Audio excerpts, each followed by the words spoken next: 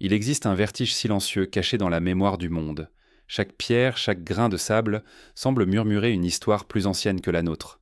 Des continents se sont levés puis engloutis, sans laisser d'autres traces qu'un souffle dans la roche. Les mers ont changé de nom, les ciels ont porté d'autres soleils, et pourtant nous croyons être les premiers à marcher ici.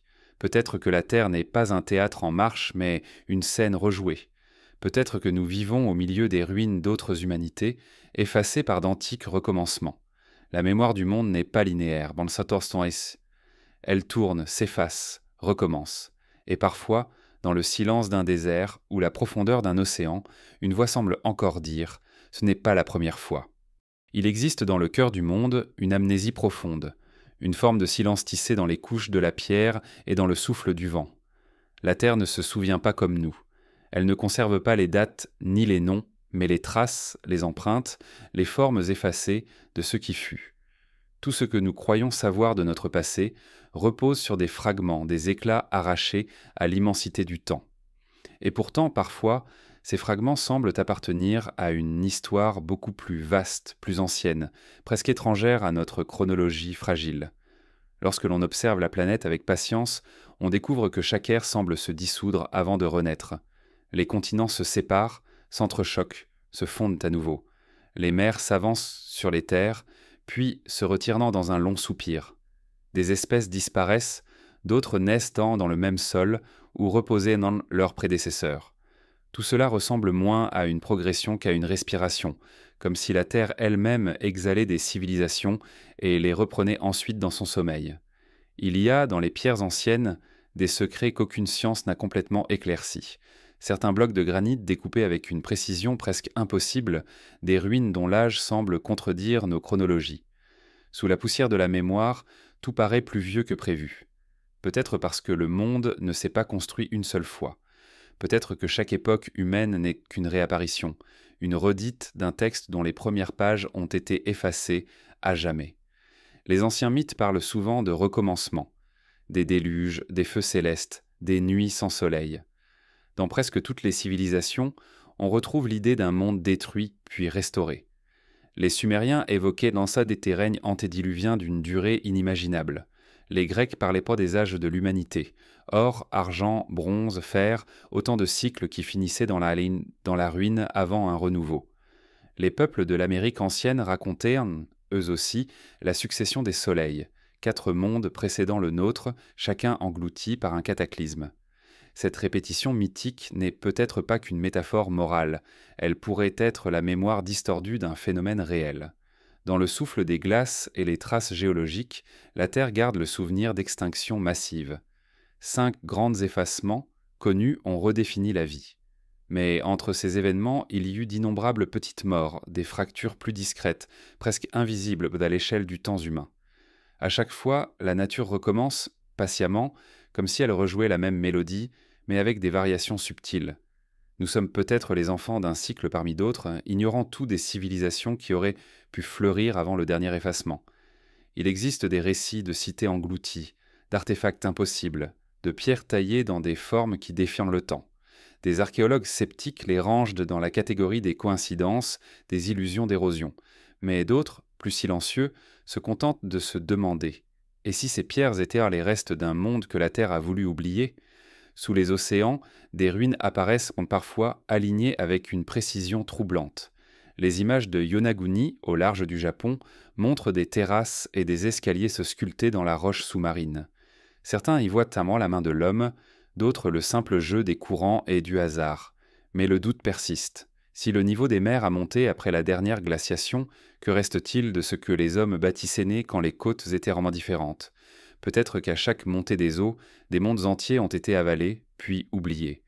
La mémoire humaine est courte. Nos archives les plus anciennes ne couvrent que quelques milliers d'années, une poussière sur l'échelle des âges.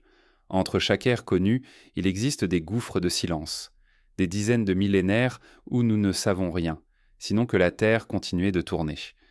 Que faisaient alors ceux qui vivaient avant nous ? Ont-ils laissé des signes que nous ne savons plus lire ? Peut-être que les mythes ne sont que des messages brouillés par le temps, des appels d'anciens peuples vers ceux qui viendraient après. Il est troublant de penser que le monde que nous connaissons pourrait être une reconstruction. Chaque montagne, chaque mer, chaque vallée aurait vu d'autres visages avant nous. D'autres êtres regardant le même ciel, se posant les mêmes questions avant d'être balayés par une onde silencieuse, feu, glace ou simplement le lent effacement du temps. Peut-être que la Terre a déjà connu l'électricité, les cités de verre, les langages oubliés. Peut-être que ce que nous appelons progrès n'est qu'un souvenir qui revient, une réminiscence de ce que nous avons déjà été. L'idée dérange, car elle ébranle notre certitude d'être unique. Mais si l'univers obéit à des cycles, pourquoi la conscience elle-même n'en suivrait-elle pas ? Peut-être que la Terre, en se renouvelant, conserve dans ses fibres quelque chose des mémoires anciennes, comme une symphonie qu'on rejoue à l'infini, chaque fois avec un ton différent, une nuance nouvelle. Certains chercheurs indépendants parlent de structures géologiques anormales, d'artefacts trouvés dans des couches de roches trop anciennes pour appartenir à l'humanité moderne, des sphères métalliques parfaites, des outils enfouis là où aucun homme ne devait encore exister. La science officielle les rejette comme des erreurs de datation, mais l'ombre du doute persiste comme un murmure derrière les certitudes. Peut-être que ces objets sont les témoins d'un ancien cycle, les éclats d'un monde effacé, réinitialisé, oublié. Ce qui frappe, c'est la cohérence du silence. Partout sur Terre, des mythes racontent la chute d'un monde antérieur. Des Atlantes dans des Hyperboréens, des peuples de lumière.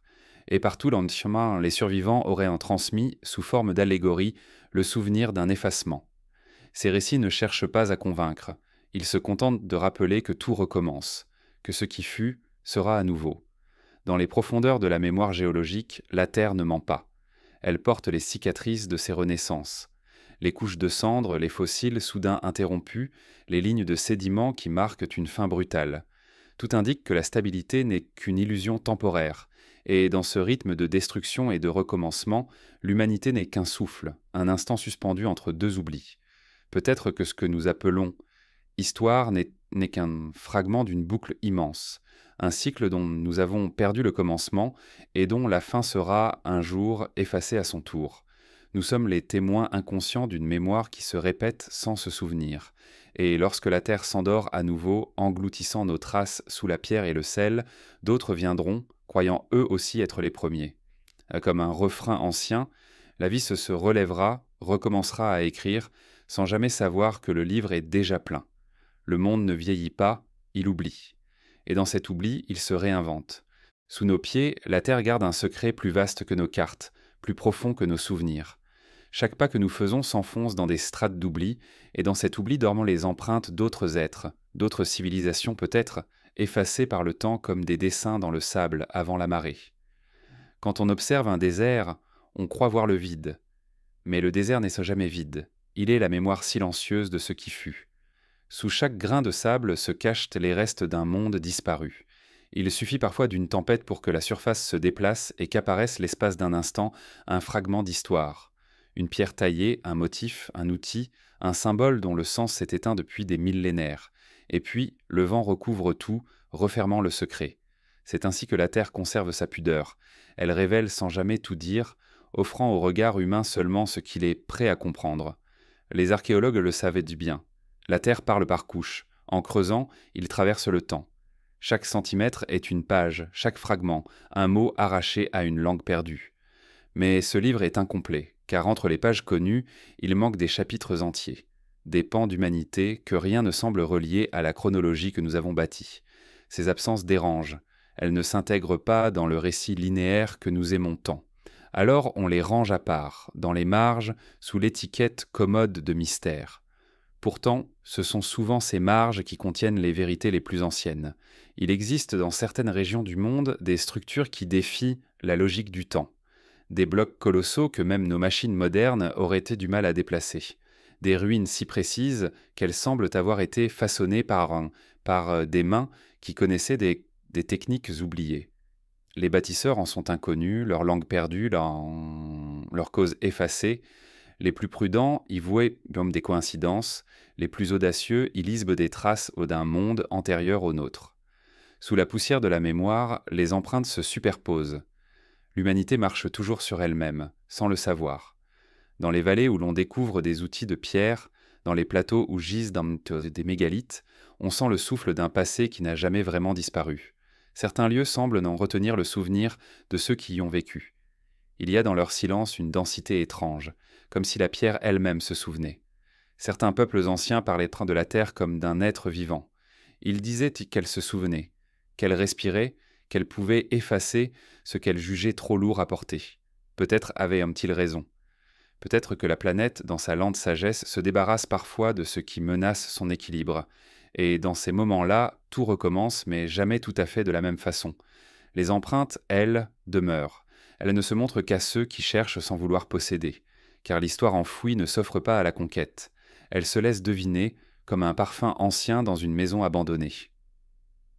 Celui qui écoute la terre avec patience entend parfois ce murmure « Nous avons été là avant toi ». Les savants qui fouillent les sables savent que le hasard n'existe pas dans les profondeurs. Les couches se forment par cycles, comme les rides d'un visage. Et dans ces rides, on trouve parfois des objets que rien ne semble pouvoir expliquer. Des artefacts trop vieux, trop complexes, trop différents. On les observe, on les classe, on les oublie.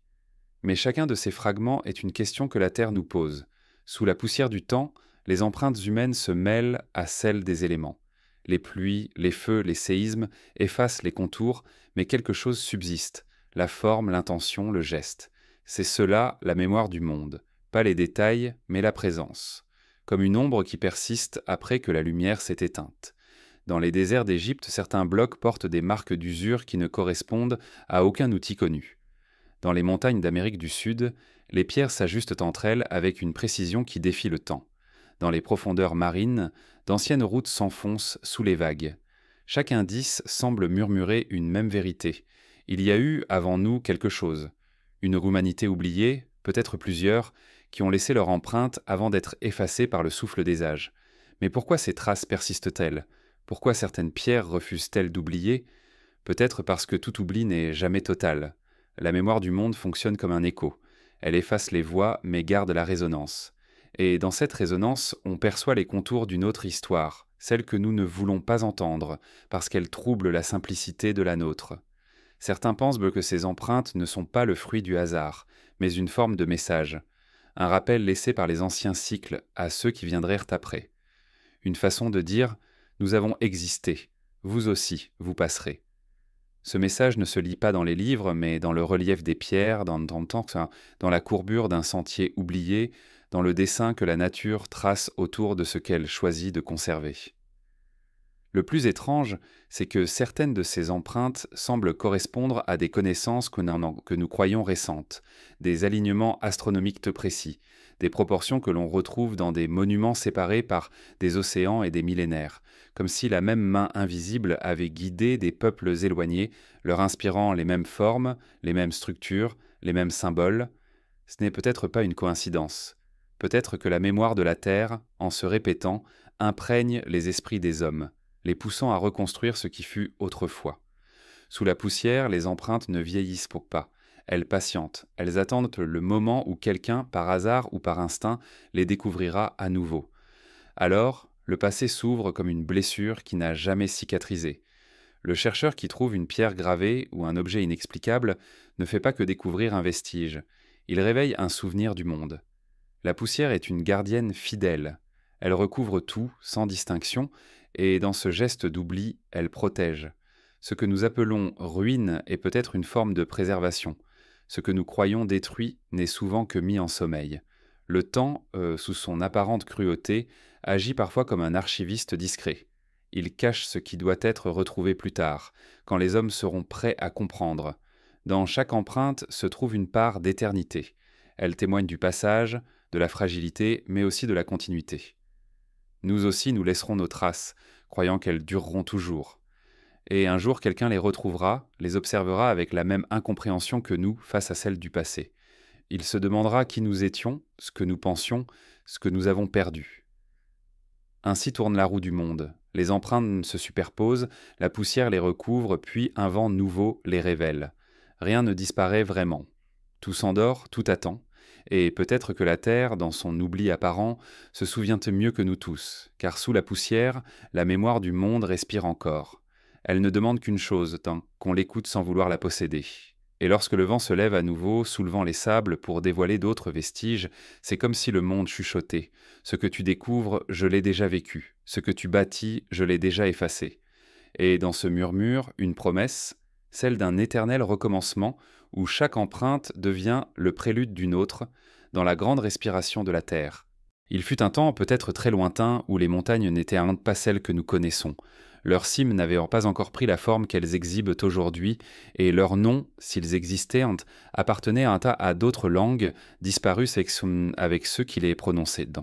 Dans le murmure des pierres, certains entendent encore ces syllabes oubliées, comme des prières prononcées par des peuples effacés.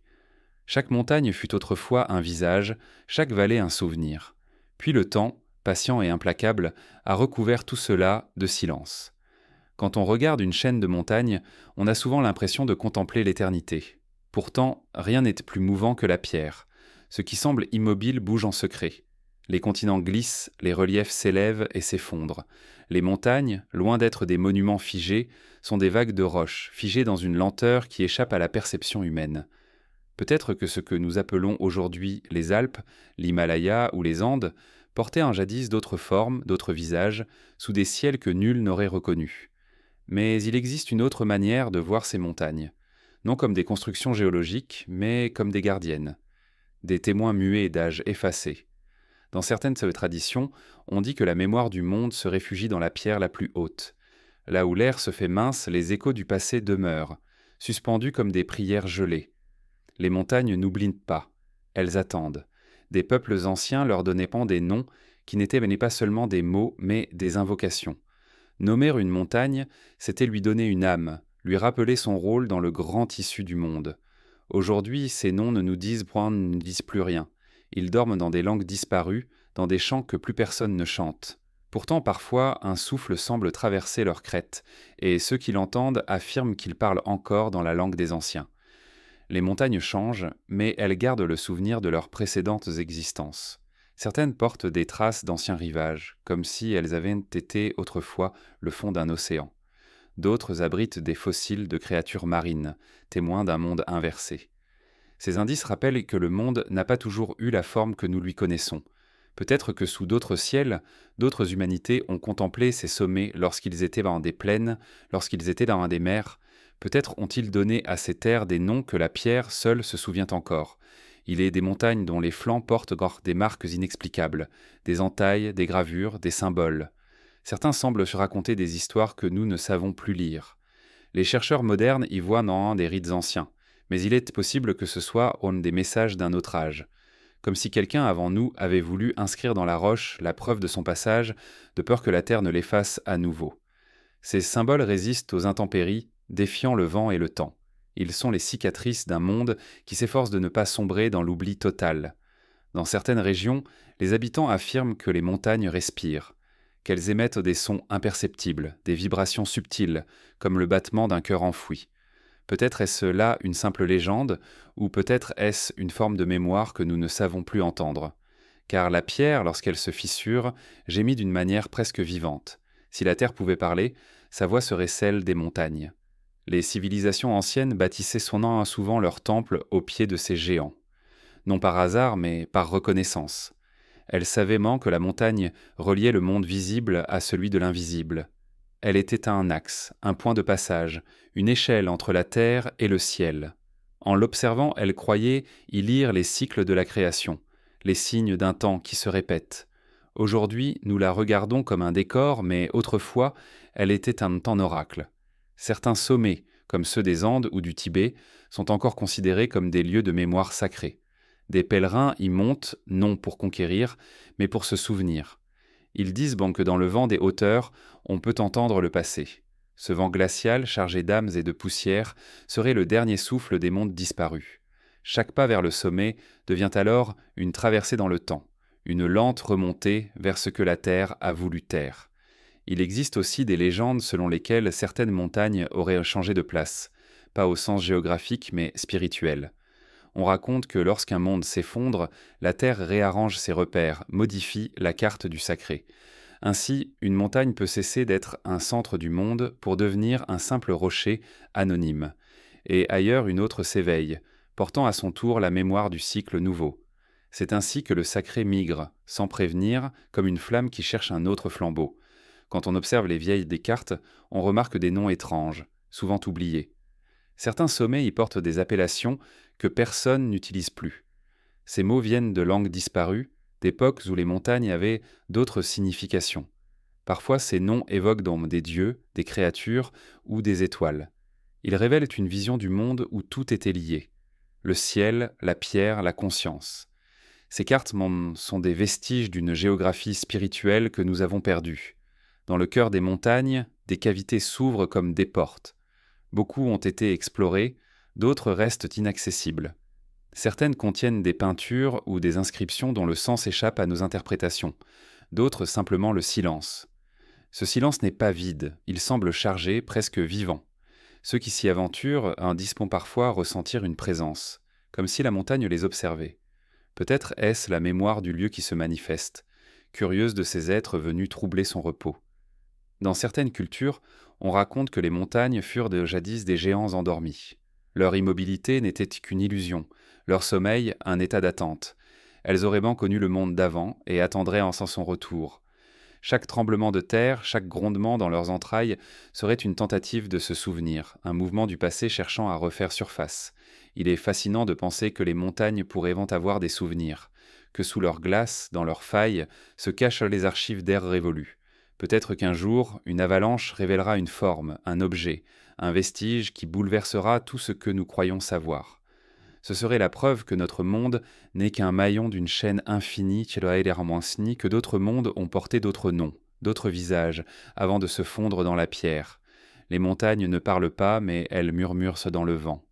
Elles disent que tout passe, mais que rien ne s'efface, que les civilisations s'élèvent et tombent, tandis qu'elles restent patientes, observatrices des recommencements. Elles ne jugent pas, elles se souviennent. Elles portent en elles la mémoire de la terre, intacte sous les couches du temps. Lorsque le crépuscule tombe sur leurs flancs, on a parfois la sensation étrange d'être observé, non par un être vivant, mais par le monde lui-même, comme si la montagne savait quelque chose que nous avons oublié. Son ombre s'étend, recouvrant les vallées comme un voile de mémoire. Et dans ce moment suspendu, il semble qu'elle murmure « Avant toi, d'autres ont prononcé mon nom, d'autres ont disparu. Et moi, je demeure. » Peut-être qu'un jour, nos propres noms se perdront à leur tour. Les villes s'effaceront, les langues se tairont, mais la montagne restera silencieuse, indifférente et fidèle. Et quand un nouveau monde s'éveillera, elle lui offrira son ombre et son souffle, comme elle l'a toujours fait. Ainsi les montagnes sont les témoins des renaissances du monde. Elles voient en les civilisations naître et mourir, se souvenir et oublier. Elles sont la mémoire pétrifiée de la terre, les gardiennes du temps circulaire. Et dans leur silence, elles portent encore les noms d'avant, ceux que plus personne ne prononce, mais que la pierre n'a jamais vraiment oubliés. Il y a dans le tissu du temps des plis que la mémoire humaine n'a jamais su déployer. De ces civilisations oubliées ne se dressent-elles pas à la surface étrange de certains reliefs, dans le regard ancien des océans. Elles sont là, discrètes, patientes, comme si la Terre elle-même avait choisi de les dissimuler jusqu'à ce que l'humanité soit prête à se souvenir. On enseigne que notre histoire commence avec l'écriture, que tout ce qui précède appartient à la nuit de la préhistoire. Mais cette nuit pourrait bien être l'ombre d'un jour plus ancien, effacée par une succession de recommencements. Peut-être qu'avant les Sumériens, avant les Égyptiens, avant la moindre cité dressée sur les rives des grands fleuves, d'autres peuples avaient déjà construit, inventé, rêvé et disparu. Ils auraient bien connu la pierre et la lumière, le feu et la mer, et leurs œuvres, trop anciennes, auraient été broyées par le temps jusqu'à devenir indéchiffrables. Certains vestiges semblent pourtant murmurer leur nom. Les blocs gigantesques de Baalbek, les fondations énigmatiques de Tiahuanaco, les ruines noyées sous les eaux de l'Inde ou du Japon, tout cela semble venir d'une époque qui ne cadre avec aucune chronologie connue.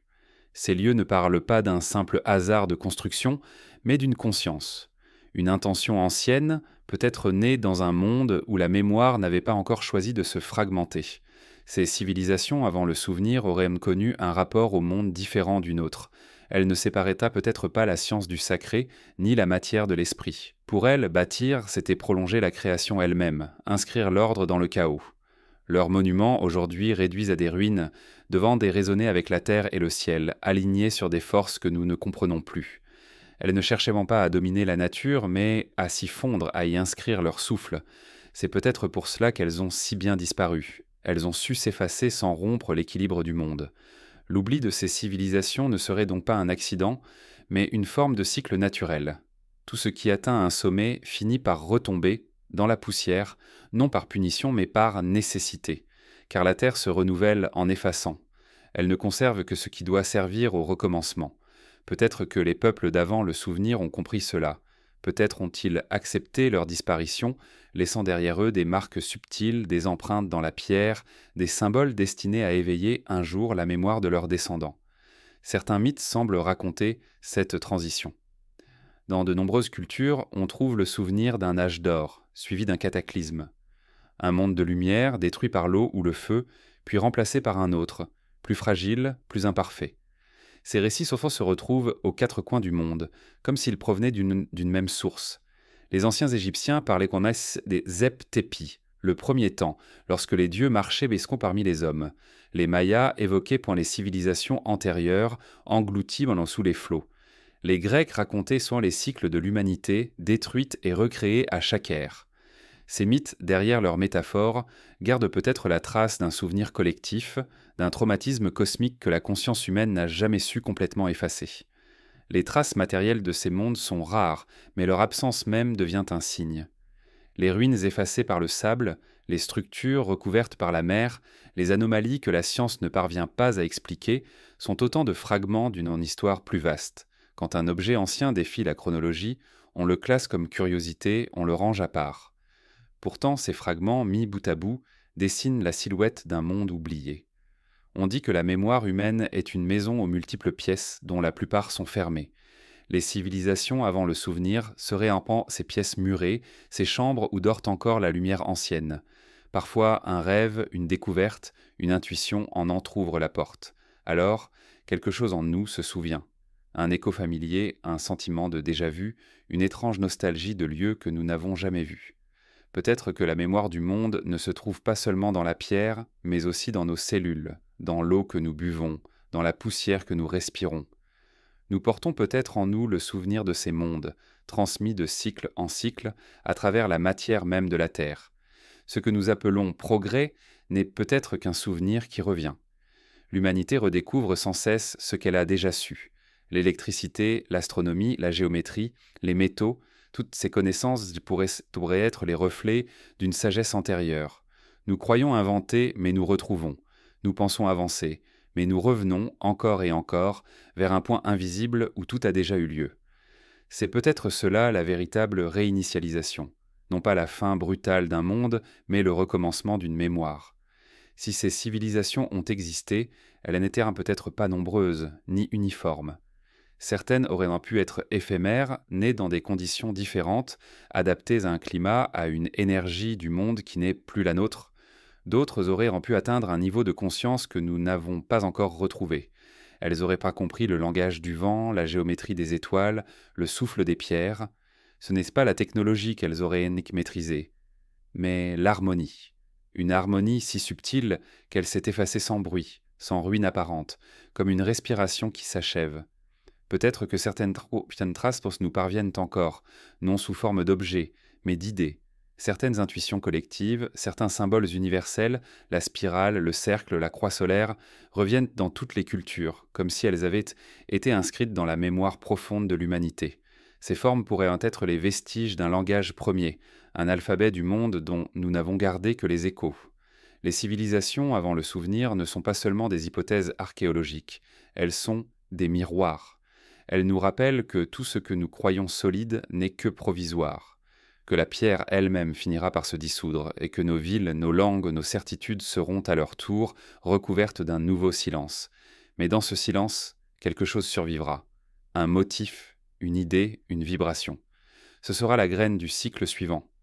Dans certaines traditions orales, il est dit que lorsque le monde meurt, une poignée d'êtres traverse la frontière du temps pour porter la mémoire de ce qui fut. Des gardiens du feu, des porteurs de mots, ils se glissent dans le monde nouveau comme des semences, déposant dans la conscience des premiers habitants les fragments du passé. Peut-être que nous sommes ces héritiers sans le savoir, que nos rêves, nos mythes, nos arts ne sont que les réminiscences de ce qui a déjà existé. Les civilisations avant le souvenir ne sont pas seulement derrière nous, elles sont autour de nous, dans l'air, dans les symboles, dans les rythmes du monde. Elles se manifestent chaque fois qu'un être humain contemple le ciel et sent, sans savoir pourquoi, qu'il a déjà vu ces étoiles quelque part. Elles parlent à travers les songes, les intuitions, les pressentiments. Elles veillent, invisibles, sur le cycle présent, attendant le moment où le monde, à nouveau, devra s'effacer pour renaître.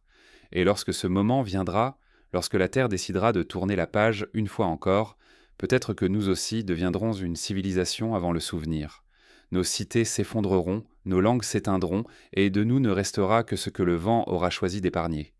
Mais dans la mémoire du monde, tout recommencera. D'autres viendront, curieux, émerveillés, cherchant à comprendre qui nous étions. Ils trouveront nos traces, nos signes, nos empreintes, et se poseront la même question que nous. Était-ce vraiment la première fois ? Car l'histoire du monde n'est pas une ligne droite, c'est une spirale, et dans chaque tour de cette spirale, un monde naît, s'élève, s'efface, puis revient sous un autre nom. Ainsi tout recommence encore et encore dans la grande respiration de la Terre. Et sous la surface calme des mers se cache un monde ancien, plus vieux que toutes. Chaque vague qui se brise sur le rivage charrie des fragments, pas seulement le berceau de la vie. Il est la grande archive de la Terre. Là où tout finit, tout recommence, et là où tout se noie, tout continue à respirer dans le secret des profondeurs. Lorsque l'on observe la mer, on a l'impression de contempler un présent éternel. Pourtant, sous sa surface dorment les ruines de continents engloutis, les cités avalées par les eaux, les mémoires dissous dans le sel. Les cartes anciennes, les mythes et les légendes parlent tous de terres perdues. L'Atlantide, Mu, Lemuria et d'autres encore, moins connus, évoqués de Twanan à demi-mot dans les traditions des peuples des côtes. Ces noms ne sont peut-être pas ceux de lieux précis, mais des symboles, des souvenirs d'un temps où la mer n'avait pas encore repris ce qu'elle avait prêté à la terre. Il existe sous les océans des structures qui défient la logique du hasard. Des alignements réguliers, des escaliers taillés, des terrasses de pierre immergées. À Yonaguni, au large du Japon, les roches forment un ensemble si géométrique que beaucoup y voient les restes d'une cité engloutie. D'autres y reconnaissent tout simplement les jeux du courant et de l'érosion. Mais dans cette hésitation entre nature et intention, il y a quelque chose de fascinant. Comme si la Terre elle-même hésitait à nous dire la vérité. Les océans ne détruisent pas, ils conservent autrement. Ils transforment. Ce qui s'y perd n'est jamais entièrement effacé. Les sables marins recouvrent les vestiges, mais ne les dissolvent pas. Ils les gardent dans un sommeil liquide, jusqu'à ce qu'un tremblement, un glissement ou une curiosité humaine les révèle à nouveau. Ainsi les mers deviennent les mémoires fluides du monde. Elles absorbent les voix, les gestes, les cités et les restituent, des milliers d'années plus tard, sous la forme d'échos. Les anciens peuples semblaient reconnaître cette mémoire de l'eau. Dans leur mythe, la mer n'était pas seulement un lieu de voyage, mais un être vivant doté d'une volonté propre. Elle donnait et reprenait selon ses humeurs. On lui offrait des offrandes, des chants, des prières, pour apaiser son éternelle faim. Car la mer a toujours eu cette dualité, nourricière et dévorante, protectrice et impitoyable. Elle cache sous son éclat calme les cicatrices de tous les mondes qu'elle a engloutis. Les cartes anciennes montrent parfois des terres aujourd'hui disparues. Certaines furent dessinées avant que la science moderne ne puisse confirmer leur existence. D'autres décrivent d'un antive des régions où rien ne semble avoir jamais existé. Peut-être ces cartes, ou ces armes sont-elles les souvenirs d'un autre cycle, d'une époque où les mers n'étaient pas les mêmes. Car le niveau des océans a toujours fluctué, montant et redescendant au fil des âges, avalant des côtes entières, révélant des terres éphémères. Ce que nous appelons aujourd'hui l'oubli n'est souvent qu'un lent reflux. Sous les vagues, la lumière disparaît peu à peu. Et plus on descend, plus on s'approche du domaine du silence. Dans ces profondeurs, le temps cesse d'exister. Les ruines qui dorment là ne vieillissent plus. Les coraux les recouvrent comme un linceul, les poissons les habitent comme des temples, et les courants murmurent autour d'elles des prières sans mots. On pourrait presque croire que les mers pleurent ce qu'elles ont perdu, qu'elles gardent dans leurs abîmes la nostalgie des continents disparus. Il est étrange de penser que ce que nous appelons la mer fut autrefois la terre. Les fonds océaniques sont faits de montagnes et de vallées, de plaines et de canyons. Certains reliefs ressemblent à des villes pétrifiées. Peut-être ne s'agit-il que d'illusions géologiques, mais peut-être aussi de souvenirs fossilisés. Les océans, dans leur immensité, sont les gardiens de tout ce que la Terre a voulu oublier. Les marins anciens disaient que certaines zones de la mer avaient une âme, des endroits où les boussoles s'affolaient, où les navires disparaissaient sans explication. Ces lieux étaient considérés comme des passages vers d'autres mondes, des cicatrices ouvertes entre deux cycles du réel. Peut-être que ces anomalies sont les vestiges d'un temps où la Terre n'était pas encore séparée en continents et océans, où tout communiquait d'une autre manière. L'eau a une mémoire que la science commence à peine à entrevoir. Elle réagit, retient, transmet. Elle garde en elle les vibrations de tout ce qu'elle touche. Chaque goutte d'eau qui compose nos corps a peut-être connu d'autres formes, d'autres visages, d'autres mondes. En buvant, en respirant, en vivant, nous partageons la mémoire liquide de la Terre. Nous portons en nous des fragments de mers disparus, de pluies anciennes, d'océans engloutis. Et peut-être que notre nostalgie de l'horizon vient de là, du souvenir enfoui d'avoir autrefois appartenu à cette immensité.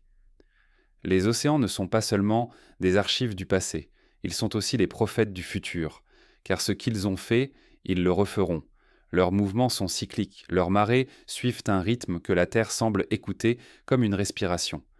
Quand la mer se retire, elle prépare toujours son retour, et ce retour souvent efface ce que l'homme a cru éternel. Nos ports, nos villes côtières, nos routes, tout cela redeviendra un jour le lit des poissons. La mer n'efface pas par vengeance, mais par nécessité. Elle reprend ce qui n'aurait jamais dû lui être pris. Les civilisations anciennes avaient peut-être compris cela. Elles savaient que tout ce qui se dresse trop près de la mer finit par lui appartenir. Leurs temples côtiers n'étaient pas des défis à l'océan, mais des offrandes. Elles bâtissaient tant en sachant que le temps les avalerait. Elles acceptaient la réversibilité du monde, la danse de l'eau et de la pierre. Nous, au contraire, croyons pouvoir fixer ce qui, par nature, doit circuler. Mais la mer, patiente, continue d'attendre. Dans les profondeurs, les sons voyagent différemment. Ils résonnent sur des distances immenses. On a enregistré des chants étranges, des fréquences inconnues, des bruits que nul animal répertorié ne peut produire.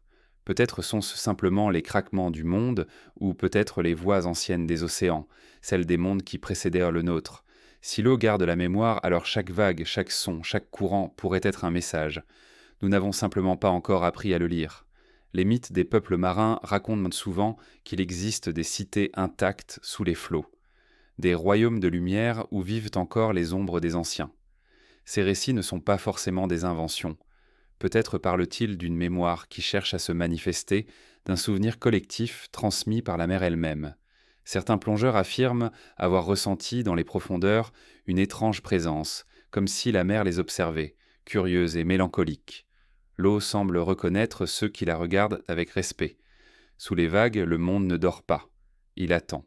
L'océan est un cœur, et ses battements rythment les cycles de la terre. Il se retire, se soulève, se brise et recommence, emportant avec lui la poussière des âges. Tout ce que nous oublions, il le garde.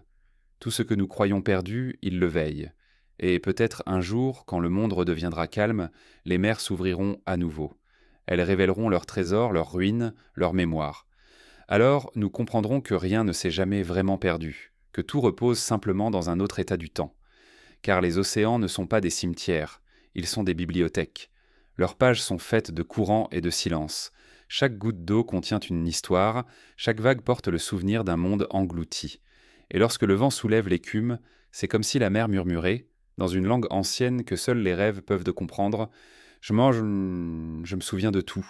Il existe des cartes qui ne correspondent à aucun monde connu, des représentations d'un temps oublié où la géographie semblait différente. Ces cartes dorment dans des bibliothèques silencieuses, leurs bords jaunis par les siècles, leurs contours dessinés d'une main sûre mais inexplicable. Certaines montrent des côtes aujourd'hui englouties, d'autres des montagnes là où s'étendent maintenant des mers. Elles tracent les fantômes d'un monde disparu, comme si leurs auteurs avaient cartographié la mémoire plutôt que la réalité. Les cartes du monde effacé ne sont pas de simples curiosités anciennes. Elles sont les témoignages d'une connaissance que nous avons perdue. On les regarde avec scepticisme, on les classe dans les marges de l'histoire et pourtant, elles persistent. Des explorateurs des siècles passés disaient les avoir copiées à partir de sources plus anciennes encore, héritées de civilisations qui, selon leurs propres mots, avaient en vue le monde avant qu'il ne change.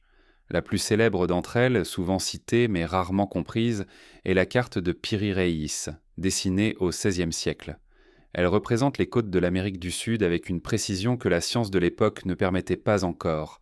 Mais surtout, elle montre l'Antarctique sans glace, telle qu'elle aurait pu être des milliers d'années avant notre ère. On ignore d'où Piri Reis tenait ses sources. Lui-même affirmait les avoir recopiées à partir de cartes très anciennes, provenant d'un âge où les mers n'étaient pas encore ce qu'elles sont aujourd'hui. Ce genre d'énigme trouble l'esprit moderne, car il défie la chronologie à laquelle nous nous accrochons. Si ces cartes sont exactes, alors elles témoignent d'une connaissance géographique antérieure à toutes les civilisations connues. Elles seraient dans les échos d'un monde antérieur au nôtre, un monde dont la Terre aurait effacé les contours, mais non les souvenirs. Peut-être que ces documents ne sont pas des erreurs, mais des réminiscences, des copies de copies, des reflets d'un savoir transmis à travers les cycles du temps, comme des fragments rescapés d'une mémoire planétaire. Dans les traditions anciennes, il est souvent question de continents disparus.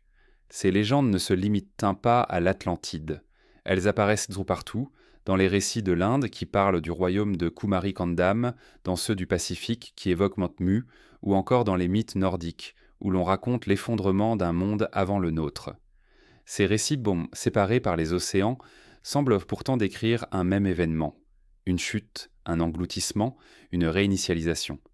Et les cartes anciennes, silencieusement, paraissent en garder la trace. Les cartographes d'autrefois ne dessinaient pas le monde comme nous.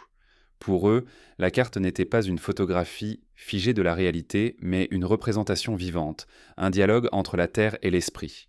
Ils savaient ainsi que la géographie était mouvante, que les continents se souvenaient.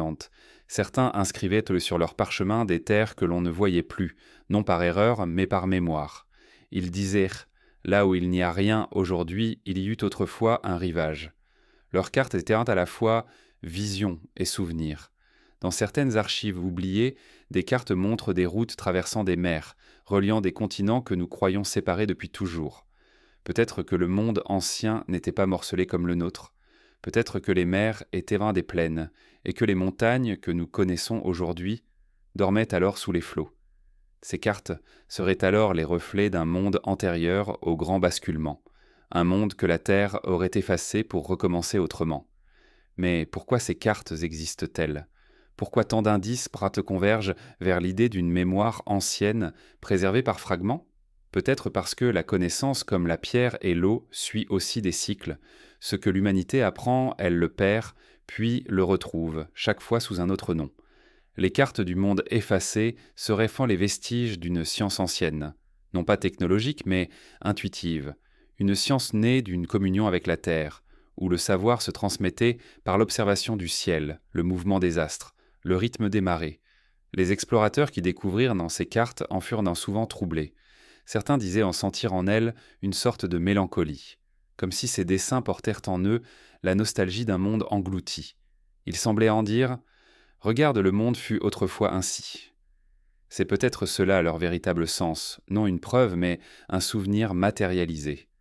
Dans le silence des bibliothèques, ces cartes sommeillent, comme des reliques. Les lignes s'y croisent avec une précision étrange, comme si elles cherchaient à raconter une histoire que nous avons oubliée. Le papier, fragile, retient une vérité que les siècles n'ont pas complètement effacée. Certains chercheurs affirment qu'en superposant certaines de ces cartes anciennes aux relevés modernes, on découvre des correspondances troublantes, des côtes identiques, des reliefs sous-marins dessinés avant leur découverte officielle.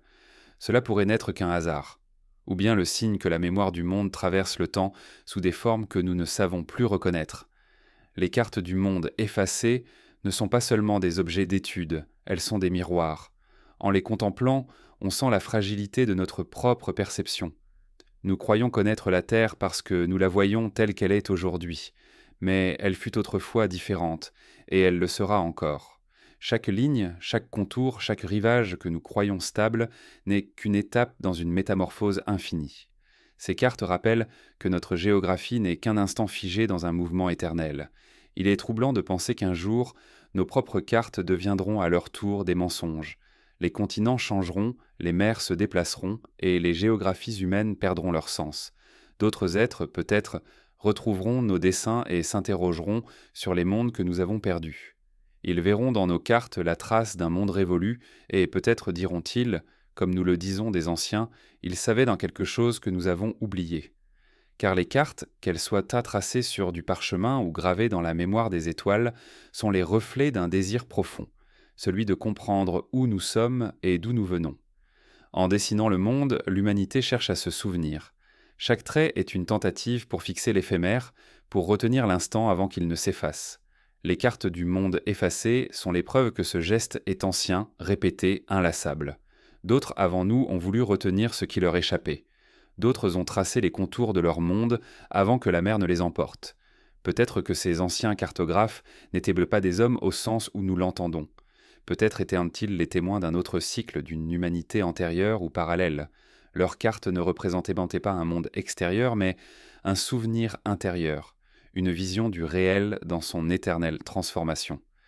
Ce que nous lisons comme des erreurs pourrait être, en vérité, la représentation fidèle d'un autre âge de la Terre.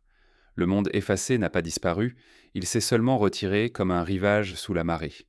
Ses contours dorment encore sous les vagues, dans les glaces, dans les sables du désert, et ces cartes anciennes sont comme des miroirs posés sur le passé, reflétant les fantômes des continents disparus. Si l'on regarde longtemps une de ces cartes, si l'on laisse le regard s'y perdre, on finit par sentir un vertige étrange. Ce n'est pas seulement la nostalgie du passé, mais la conscience d'un mouvement plus vaste, celui du monde qui se réinvente sans cesse. Ce que nous croyons immuable est déjà en train de changer. La mer avancera à nouveau, les montagnes s'effaceront, et la terre dessinera une nouvelle carte. Alors, nos noms, nos frontières, nos certitudes se dissoudront comme celles des anciens. Et peut-être, des milliers d'années plus tard, quelqu'un trouvera l'une de nos cartes et la regardera avec le même étonnement. Il y verra les traces d'un monde oublié, d'un monde effacé. Il y lira notre mémoire comme nous lisons aujourd'hui celle des anciens. Et dans ce regard, il y aura la même question, celle qui traverse tous les âges. Combien de fois la Terre a-t-elle déjà recommencé ? Depuis que l'humanité observe le monde avec des instruments, elle cherche à y imposer de l'ordre. La science moderne a bâti ses fondations sur la mesure, la répétition, la logique. Elle veut comprendre, classer, démontrer. Mais sous les chiffres et les lois se cache une énigme que rien ne semble dissiper, celle du recommencement. La Terre change, se renouvelle, oublie, puis renaît. Les traces s'effacent, les formes reviennent. Et face à cette respiration immense, la science hésite, comme si elle sentait qu'au-delà de la rigueur de ses équations s'étendait quelque chose d'indomptable, un mystère que le langage des nombres ne peut te traduire. Les géologues le savent, le monde a connu des bouleversements dont la mémoire dépasse tout entendement. Des continents se sont ouverts comme des blessures, des océans se sont formés là où régnait qu'à la pierre, mais dans ces transformations, il y a une régularité silencieuse, une sorte de battement caché. Les strates de la Terre sont comme les pages d'un livre que l'on peut lire à rebours.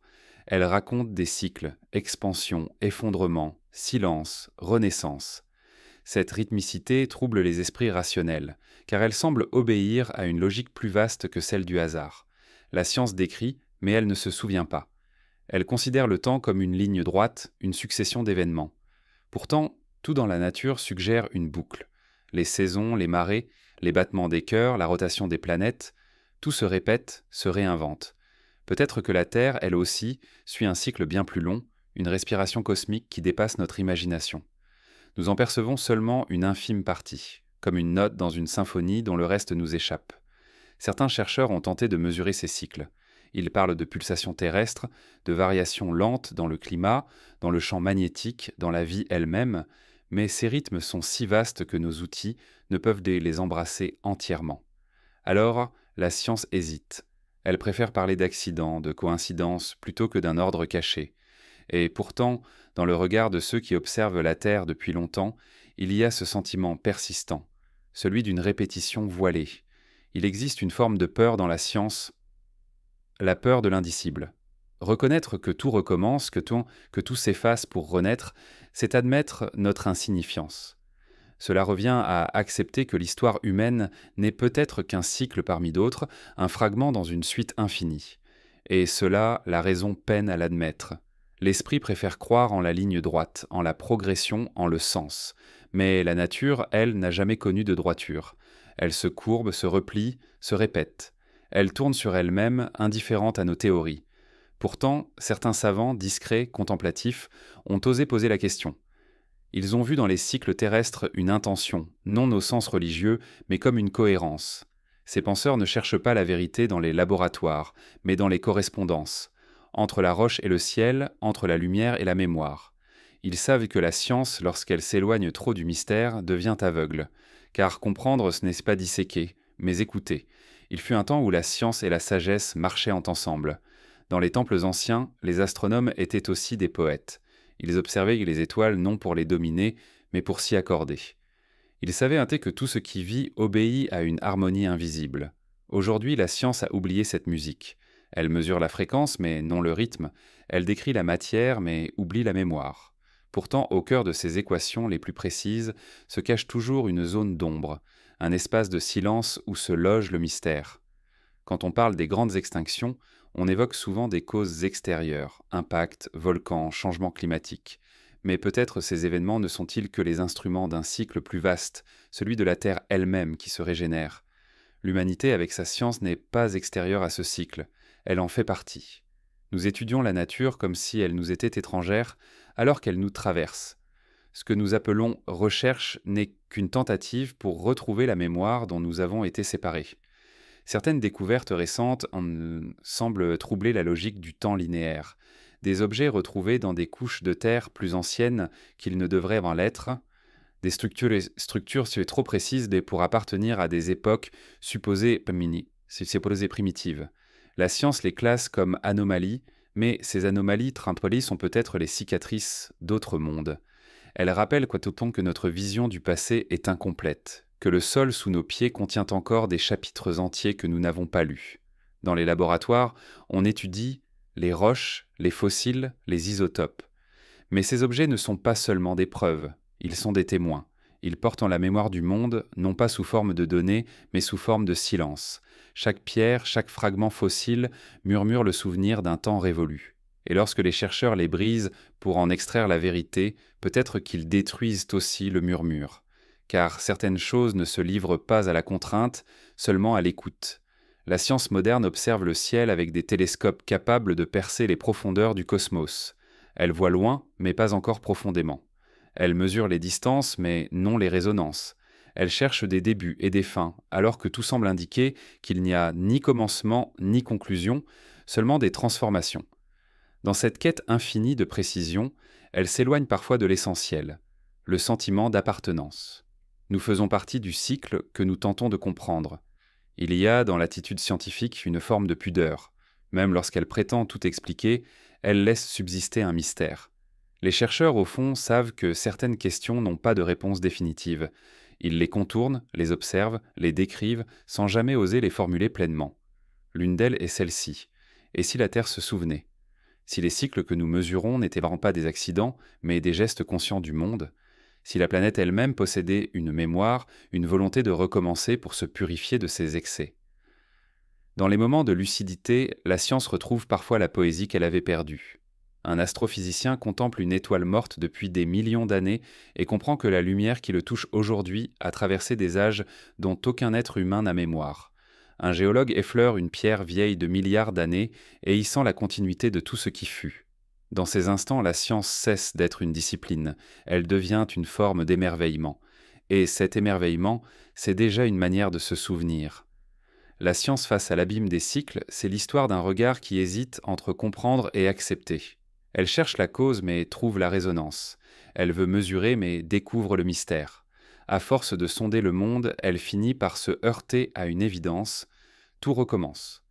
Les espèces, les continents, les idées, les civilisations, tout naît, meurt et renaît sous d'autres formes. Ce que la science appelle évolution pourrait bien être un autre mot pour désigner la mémoire en mouvement. Et si, au lieu de chercher à tout expliquer, nous apprenions à écouter la Terre comme un être vivant, conscient de ses propres rythmes, peut-être découvririons-nous que nos catastrophes, nos renaissances, nos inventions ne sont que les battements d'un cœur plus grand que le nôtre, que la Terre, dans son silence, ne fait que respirer et que nous respirons avec elle. Lorsque la science acceptera cela, elle cessera de craindre le mystère. Elle redeviendra ce qu'elle fut à l'origine, une prière du regard, une tentative d'accord avec l'infini.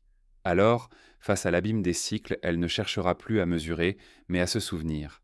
Et dans ce souvenir, elle entendra peut-être cette vérité ancienne que les sages connaissaient déjà. Le monde ne progresse pas, il se répète. Mais dans chaque répétition, il apprend à mieux se reconnaître. Depuis la nuit des temps, la Terre respire en oscillant entre création et destruction. Ces battements ne sont pas ceux d'un cœur humain, mais ceux d'un être ancien dont les pulsations façonnent le destin des mondes.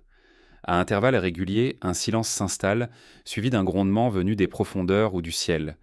Puis, soudain, tout recommence. Les civilisations se dissolvent, les continents s'effacent, les mers changent de place.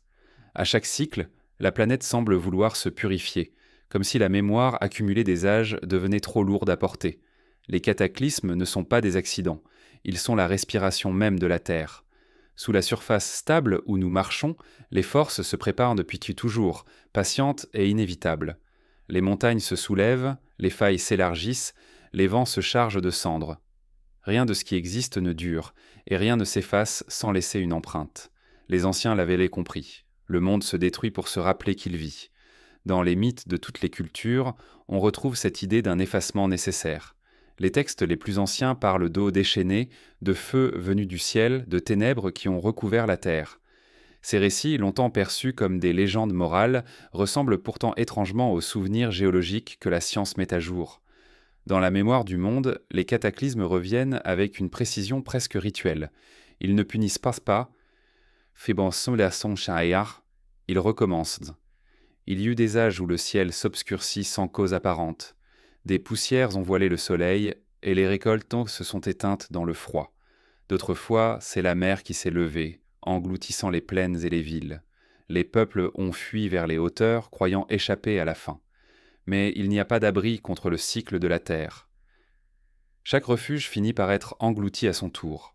L'eau, le feu, le vent, la glace, tous obéissent à une même volonté, celle du recommencement. Les civilisations qui nous ont précédés ont peut-être connu ces fins à plusieurs reprises. On imagine aisément que certaines ont disparu dans le silence, effacées si complètement qu'aucune trace ne subsiste. D'autres ont résisté, laissant derrière elles des ruines que nous contemplons aujourd'hui sans comprendre leur origine. Ces pierres isolées au milieu des sables ou des jungles ne sont pas seulement des vestiges, elles sont les souvenirs pétrifiés de mondes qui ont connu la fin, puis se sont tus. Les cataclysmes sont des points de bascule. Ils détruisent, mais ils libèrent aussi. Après eux, la terre retrouve une sorte de jeunesse. Les forêts repoussant sur les cendres, les mers se purifiant, les vents changent de direction. Ce que nous appelons désastre n'est peut-être pour le monde qu'une mue nécessaire. Dans la lenteur des âges, la destruction est une forme de guérison. Il existe un étrange sentiment de reconnaissance dans ces effondrements. Comme si la Terre, après chaque cycle, effaçait la mémoire collective pour permettre un nouveau commencement. Les survivants deviennent les porteurs d'un monde neuf. Ils transmettent pour ça le souvenir de la chute sous forme de légendes, de mythes, de peurs.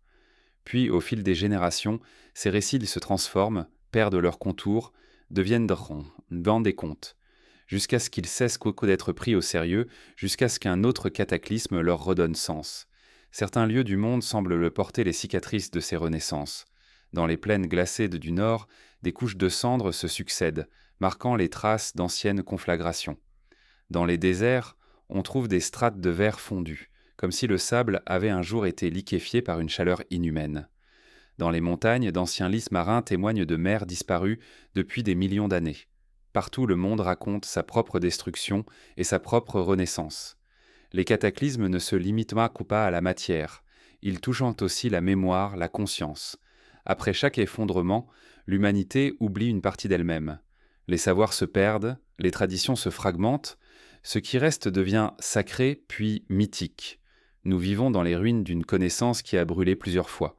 Ce que nous appelons progrès n'est peut-être qu'un souvenir qui remonte lentement à la surface, après chaque effacement. Les peuples anciens semblaient mieux comprendre cette circularité. Ils construisaient avec la certitude que tout finirait un jour. Leurs temples, souvent alignés sur les astres, n'étaient pas des défis à la nature, mais des dialogues. Ils savaient que le ciel aussi peut changer, que les étoiles naissent et meurent comme les empires. Pour eux, la fin n'était pas un effondrement, mais un passage, un retour à l'origine. Il était troublant d'imaginer que nos civilisations modernes, avec leur technologie et leurs cités de verre, ne soient que l'écho d'autres mondes disparus.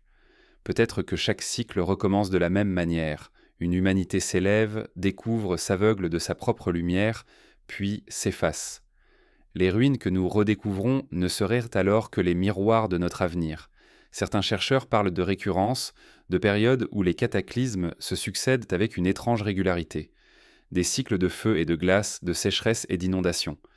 Ces rythmes ne sont pas aléatoires, ils obéissent à une mécanique lente, cosmique, dont nous ne percevons que les effets. Peut-être que la Terre, en suivant ce mouvement, accomplit un rituel ancestral, celui de se purifier de son excès. Lorsque le monde se détruit, il ne meurt pas, il se transforme. Les civilisations croient en périr, mais elles se transforment aussi, passant d'une forme visible à une forme plus subtile. Le savoir ne disparaît pas, il se cache. Il se dépose dans les mythes, dans les rêves, dans les symboles, attendant le moment propice pour rejaillir.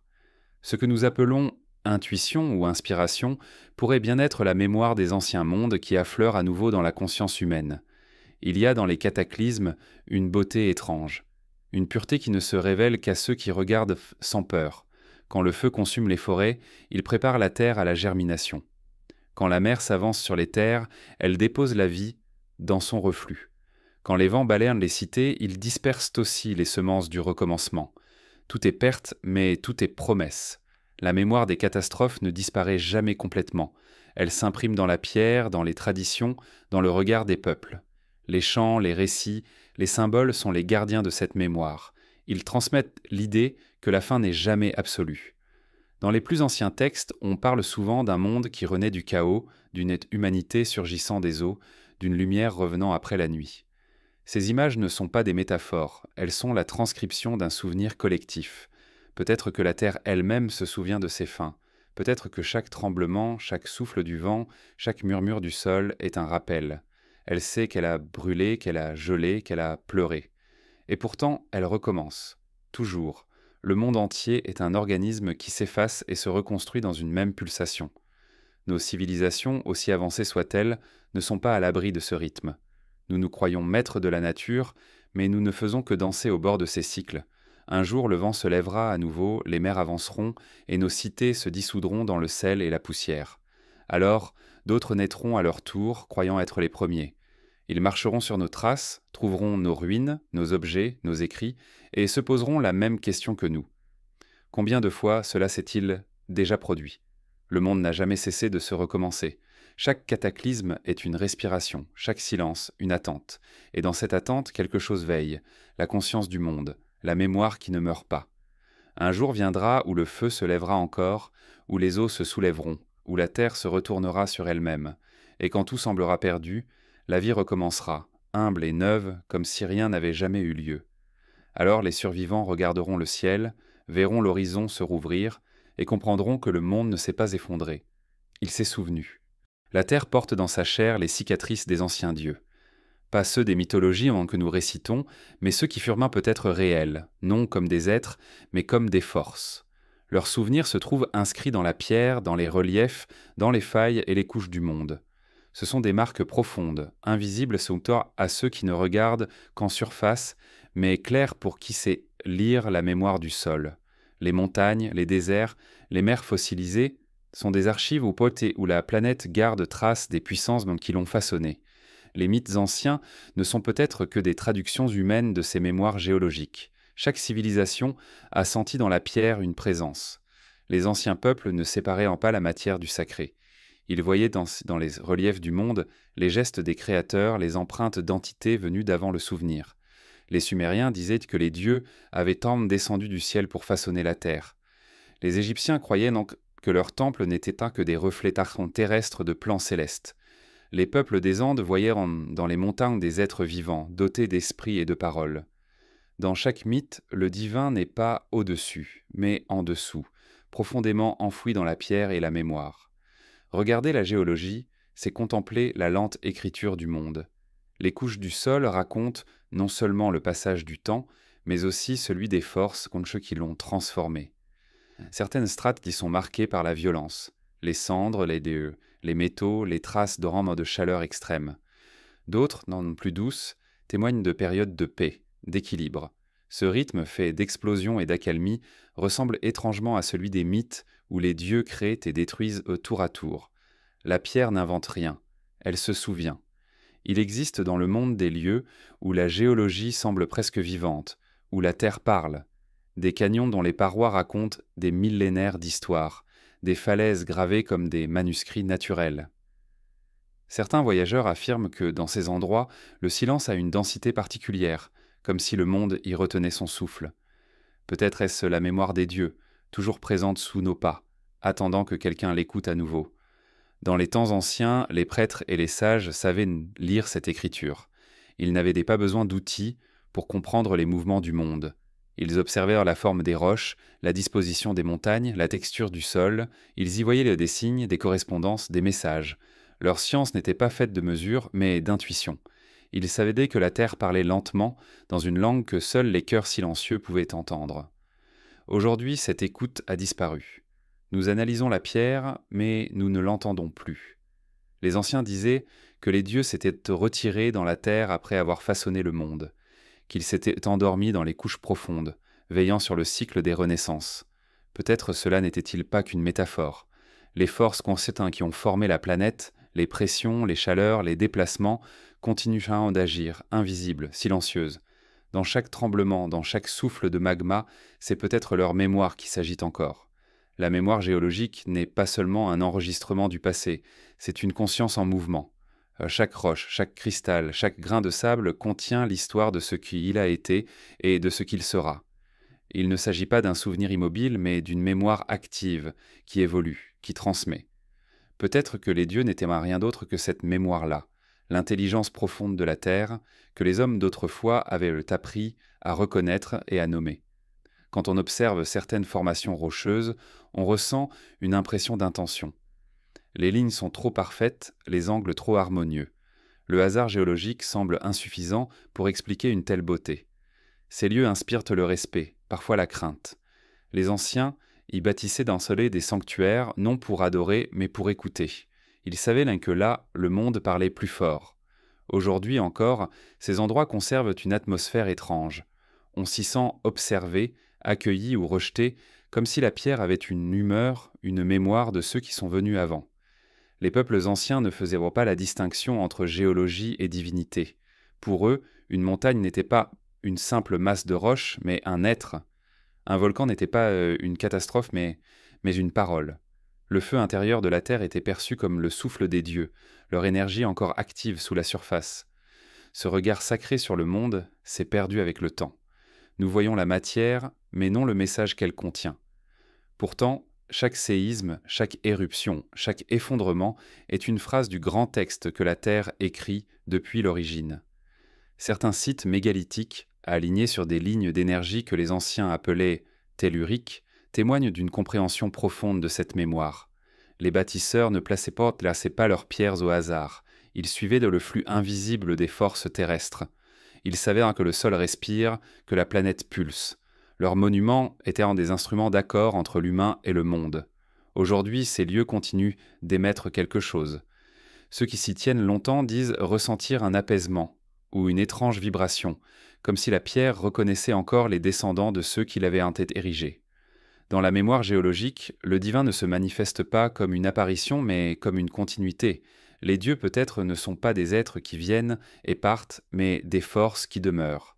Chaque tremblement de terre est un souvenir qui remonte, chaque éruption un cri de mémoire.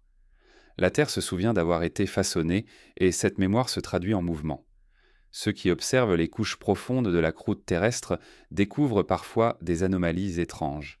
Des traces d'anciennes structures, des motifs géométriques à des profondeurs où la main de l'homme n'a jamais pu atteindre. Ces marques pourraient n'en n'être que des jeux naturels de pression et de temps, mais elles pourraient aussi être les empreintes d'un ordre ancien, d'une géométrie qui précède toute civilisation. Si les dieux ont vraiment laissé une trace, elle était peut-être là, inscrite dans la pierre, dissimulée sous des kilomètres de silence. La mémoire de la Terre est lente, mais elle ne s'efface jamais. Ce que nous appelons érosion n'est qu'une manière pour le monde de remodeler son visage sans jamais perdre son essence. Sous chaque montagne détruite, sous chaque plaine nivelée, la structure ancienne demeure. Rien ne disparaît vraiment, tout se transforme, et dans chaque transformation, une part du passé survit. C'est peut-être cela le secret des dieux, l'éternité par le changement. Lorsque l'on contemple un rocher ancien, lorsqu'on sent sous ses doigts la rugosité de la pierre, on touche à une mémoire que l'on ne comprend pas. Ce n'est pas seulement la trace du temps, mais celle de la conscience terrestre. Une mémoire sans mots, faite de pression, de chaleur et de silence. Elle ne se lit pas avec les yeux, mais avec l'âme. Les anciens racontaient pendant que certains initiés savaient entendre le monde. Qu'en posant l'oreille contre la roche, ils percevaient vraiment le chant de la terre, un bourdonnement grave, profond, semblable à la respiration d'un être endormi. Ce chant, disait Antil, était la voix des dieux endormis, la mélodie du souvenir. Peut-être que ce n'était pas une métaphore, car même aujourd'hui, les instruments modernes captent des vibrations constantes, des sons venus du cœur du monde. La Terre parle toujours, mais nous ne savons plus écouter. Dans la mémoire géologique, il n'y a ni commencement ni fin. Il n'y a que des strates de souvenirs, des couches d'éternité superposées. Chaque ère recouvre la précédente sans jamais l'effacer complètement. Les dieux, s'ils ont existé, sont encore là, dans la chaleur du magma, dans la lente montée des continents, dans le poids immobile des montagnes. Ils ne sont pas morts, ils se sont fait pierre, et parfois dans le souffle du vent sur les falaises, dans le grondement sourd de la terre avant l'orage, on croit encore entendre leur voix, non pour annoncer mais pour rappeler, pour dire que le monde est mémoire, et que tout ce qui fut continue d'être sous d'autres formes dans le cœur silencieux de la terre, car les dieux ne sont jamais partis, ils ont seulement changé de langage. Désormais, ils parlent en roche, en feu, en poussière, en silence. Il existe dans les profondeurs du temps des énigmes que la raison n'a jamais su dissiper, des traces d'ingéniosité trop anciennes pour appartenir à notre chronologie, des vestiges dont la précision dépasse ce que l'on prête aux civilisations dites primitives. Ces indices silencieux éparpillés sur tous les continents semblent murmurer qu'avant l'histoire telle que nous la connaissons, il y eut d'autres mondes, d'autres mains, d'autres intelligences, des peuples qui, peut-être, maîtrisaient d'entendre des formes de savoir aujourd'hui oubliées, des technologies effacées de la mémoire humaine comme des rêves au réveil. La pierre, faite une fois de plus, garde les secrets. On la trouve taillée, polie, assemblée avec une perfection que nos outils modernes peinent parfois à imiter. Des blocs de plusieurs tonnes ajustés sans ciment, si étroitement qu'une feuille ne pourrait s'aussi glisser. À Sacsayhuaman, au Pérou, les murs semblent se respirer, les pierres irrégulières et massives s'emboîtent comme si elles avaient été ramollies avant d'être posées. Les légendes locales parlent de bâtisseurs venus d'avant les Incas, des hommes de lumière capables de faire fondre la roche par la seule vibration de leur chant. Ce ne sont que des mythes, dit-on, mais ils laissent dans l'air une question. Et si ces récits n'étaient pas nés de l'imagination, mais du souvenir? Partout, les mêmes énigmes surgissent. À Baalbek, au Liban, les fondations du temple de Jupiter reposent sur 3 blocs colossaux, dont chacun pèse des centaines de tonnes. Les ingénieurs modernes se demandent comment de tels blocs ont pu être déplacés, ajustés, sans les moyens que l'on associe à l'Antiquité. À Pumapunku, dans les Andes, des pierres aux angles parfaits, taillées comme par un outil mécanique, gisement dans la poussière, témoignant d'une technique inconnue. À Gizeh, les pyramides semblent défier le temps, alignées sur les étoiles avec une précision que seule une science du ciel aurait pu inspirer. Ce ne sont pas des coïncidences, ce sont des réminiscences, des signes laissés par des peuples qui avaient retrouvé un autre langage pour parler à la matière. Peut-être ne s'agissait-il pas de technologie au sens où nous l'entendons aujourd'hui, mais d'une connaissance plus subtile, d'une union entre esprit et substance.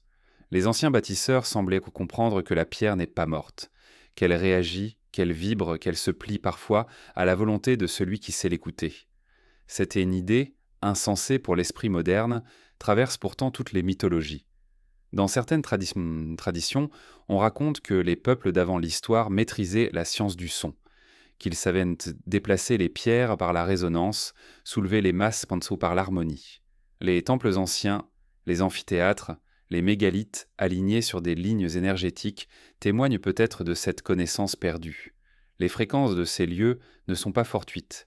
Elles craignent des ondes, des vibrations capables d'altérer la perception, de faire résonner la matière elle-même. Ce savoir n'était pas technologique, il était vivant. Il liait le monde visible à l'invisible. D'autres civilisations, selon les récits, connaissaient les secrets de l'énergie naturelle. non pas celles que nous extrayons du sol, mais celles qui circulent librement dans l'air, dans la lumière, dans la conscience. Des objets mystérieux retrouvés dans les ruines antiques évoquent des principes que nous redécouvrons à peine, des métaux assemblés selon des alliages impossibles à reproduire avec nos méthodes, des gravures montrant des formes étranges, rappelant des instruments inconnus, comme si le passé regardait déjà vers un avenir perdu. Il est troublant de penser que notre monde, avec ses machines et ses circuits, pourrait n'être qu'une réinvention. Peut-être que les peuples d'avant avaient atteint une compréhension du monde si profonde qu'elle ne laissait pas de traces mécaniques. Leur technologie n'était pas faite d'acier ou de feu, mais d'équilibre. Ce qu'ils savaient, ils le gravaient dans le monde lui-même, dans les pierres, dans les constellations, dans le rythme des saisons. Ils ne cherchaient pas à dominer la nature, mais à dialoguer avec elle. Certains chercheurs parlent d'un savoir perdu, une connaissance globale, partagée autrefois par une humanité unie avant sa dispersion. Les vestiges des grandes civilisations antiques semblent partager un même langage symbolique, la pyramide, le cercle, la spirale. Ces formes reviennent partout, comme des mots d'une langue ancienne que la terre elle-même aurait enseignée. Elles sont présentes dans les temples d'Égypte, dans les ziggourats de Mésopotamie, dans les structures mésoaméricaines, dans les tumulus celtes. Ce n'est pas la coïncidence d'une mode, mais la mémoire d'une idée commune, celle que le monde obéit à une harmonie géométrique, et que comprendre cette harmonie, c'est comprendre la vie.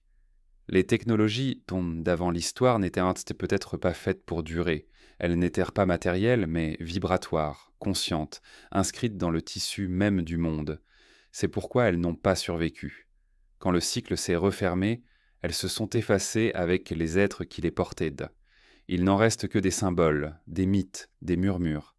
Et pourtant, certaines traces persistent, comme des échos. Il y a, dans l'architecture ancienne, des proportions qui semblent universelles, des rapports inscrits dans la pierre, dans la musique, dans le corps humain. Ces nombres ne sont pas des inventions humaines. Ils reflètent les lois cachées beaucoup du vivant. Les bâtisseurs d'autrefois les connaissaient intuitivement.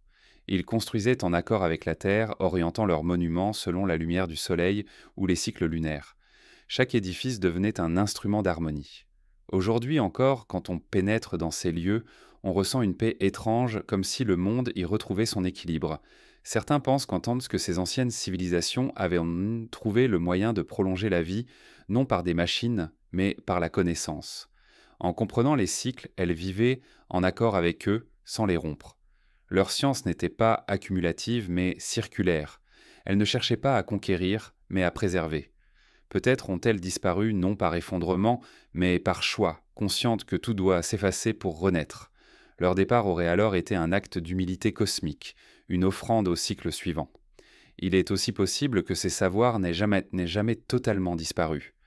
Peut-être dorment-ils dans les mythes, dans les symboles, dans certaines pratiques oubliées.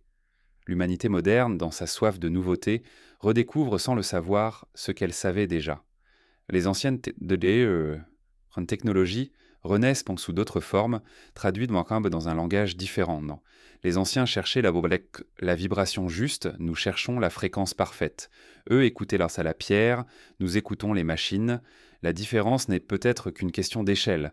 Quand on regarde les ruines d'un temple, d'un mur, d'un mégalithe, il ne faut pas y voir un vestige de superstition, mais la trace d'un dialogue interrompu.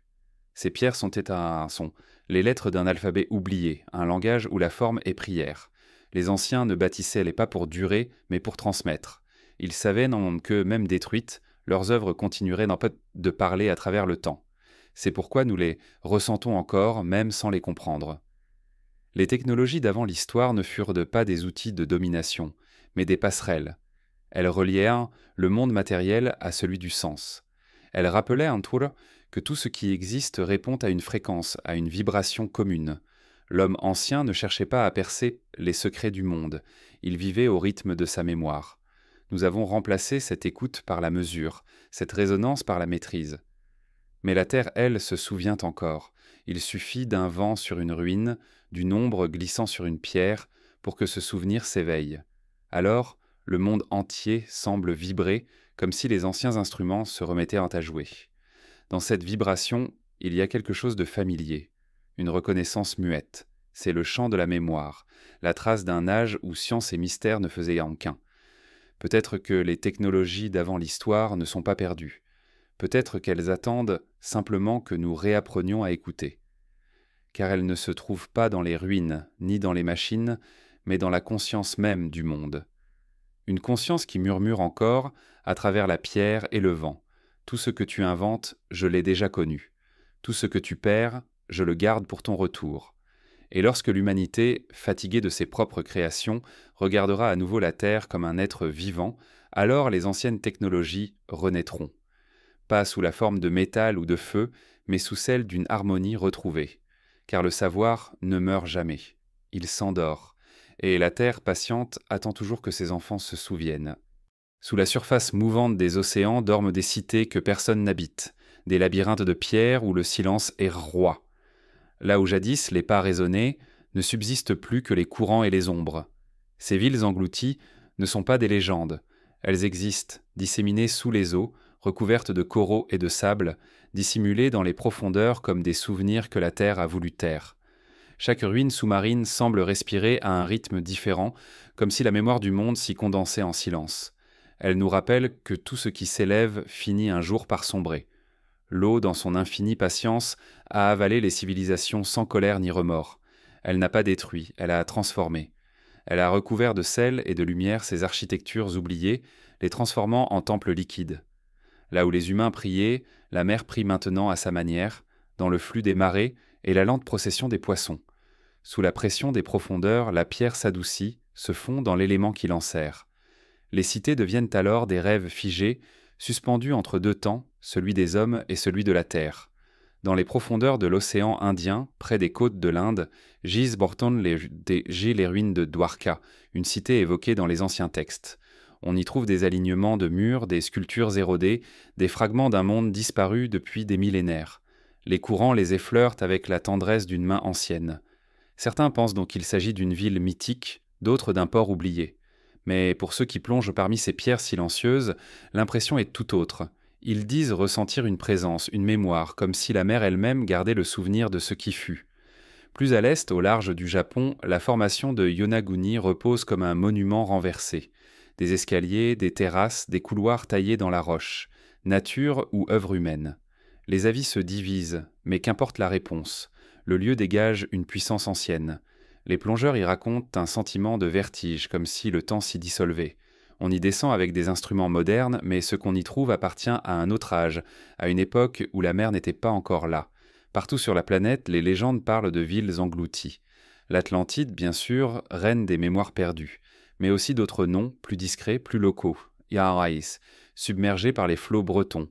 Pavlopétrie, sous la Méditerranée, où les ruines d'un port antique dorment depuis 5000 ans. Tonis Héracléon, découverte dans le delta du Nil, ensevelie dans la vase pendant plus d'un millénaire. Ces cités réelles ou imaginaires se rejoignent dans une même mélodie, celle d'un monde qui s'efface pour renaître ailleurs. L'eau est la grande gardienne du souvenir. Elle ne détruit jamais tout à fait.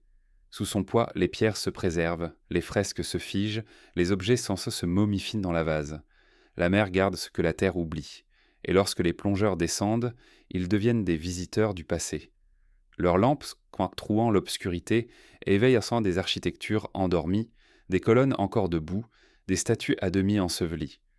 Ce qu'ils voient n'en est pas seulement un vestige, mais une mémoire en suspens.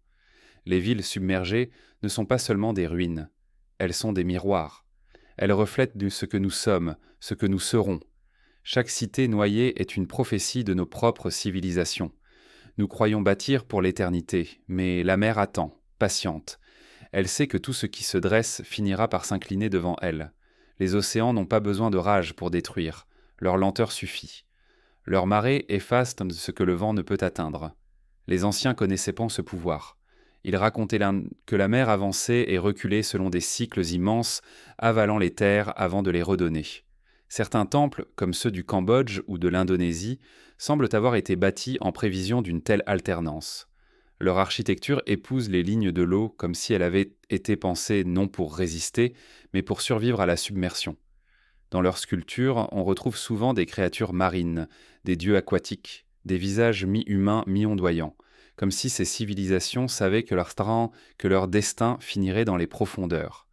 L'écho des villes submergées dans Macédoine n'est pas seulement sonore, Il traverse le temps, il se manifeste dans les rêves et les intuitions. Beaucoup de peuples côtiers gardent dans leur chant la mémoire de terres englouties. Des berceuses, des poèmes, des prières parlent d'îles disparues, de maisons avalées d'eau par la mer. Ces chants sont les ultimes vestiges d'une histoire qu'aucune écriture n'a fixée. Ils sont la voix du souvenir qui refuse de mourir. Peut-être que les cités noyées ne sont pas des accidents, mais des étapes. Chaque civilisation finit par rejoindre la mer, comme si l'eau était la fin naturelle de tout commencement. Elle accueille, elle efface, elle recommence. Et dans ces abysses, elle garde tout. Les colonnes, les navires, les rêves. Les poissons nagent à travers des fenêtres où jadis la lumière des lampes brûlait. Les coraux dessinent de nouvelles architectures sur les ruines humaines, comme une signature du monde sur nos créations. Les plongeurs racontent parfois un phénomène étrange. Dans certaines zones, le silence devient si dense qu'il semble plein. On a l'impression d'entendre une vibration sourde, une pulsation lente venue du sol. Ce son, à peine perceptible, évoque la respiration du monde. Peut-être est-ce la mer elle-même qui se souvient. Peut-être répète-t-elle, dans son langage, les noms oubliés de ceux qu'elle a pris. L'écho des villes submergées ne parle pas de perte, mais de continuité. La mer ne garde pas seulement les pierres, elle garde les rêves des hommes. Chaque vague porte un peu de leur mémoire, chaque courant charrie un fragment de leur histoire. Quand la brume se lève au-dessus des eaux, il arrive qu'on croit voir des silhouettes, des tours, des reflets d'architecture fantomatique. Ce ne sont pas des illusions, ce sont les souvenirs du monde, remontant à la surface pour un instant. Nos propres villes, un jour, connaîtront ce destin. Les rivages monteront, les vents changeront, et la mer viendra reprendre ce qui fut sien. Elle recouvrira les routes, les tours, les monuments. Les lumières s'éteindront sous la pression de l'eau, et le silence s'installera à nouveau. Dans 1000 ans, 10 000 peut-être, d'autres êtres, humains ou non, descendront vers nos ruines avec la même curiosité que nous avons pour celles du passé. Ils verront nos ponts, nos statues, nos machines, et se demanderont qui nous étions. Ils inventeront des légendes pour expliquer notre disparition, comme nous l'avons fait pour l'Atlantide.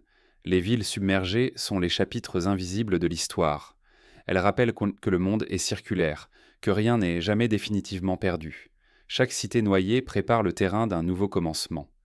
Quand la mer se retire, elle laisse derrière elle des terres fertiles, des promesses.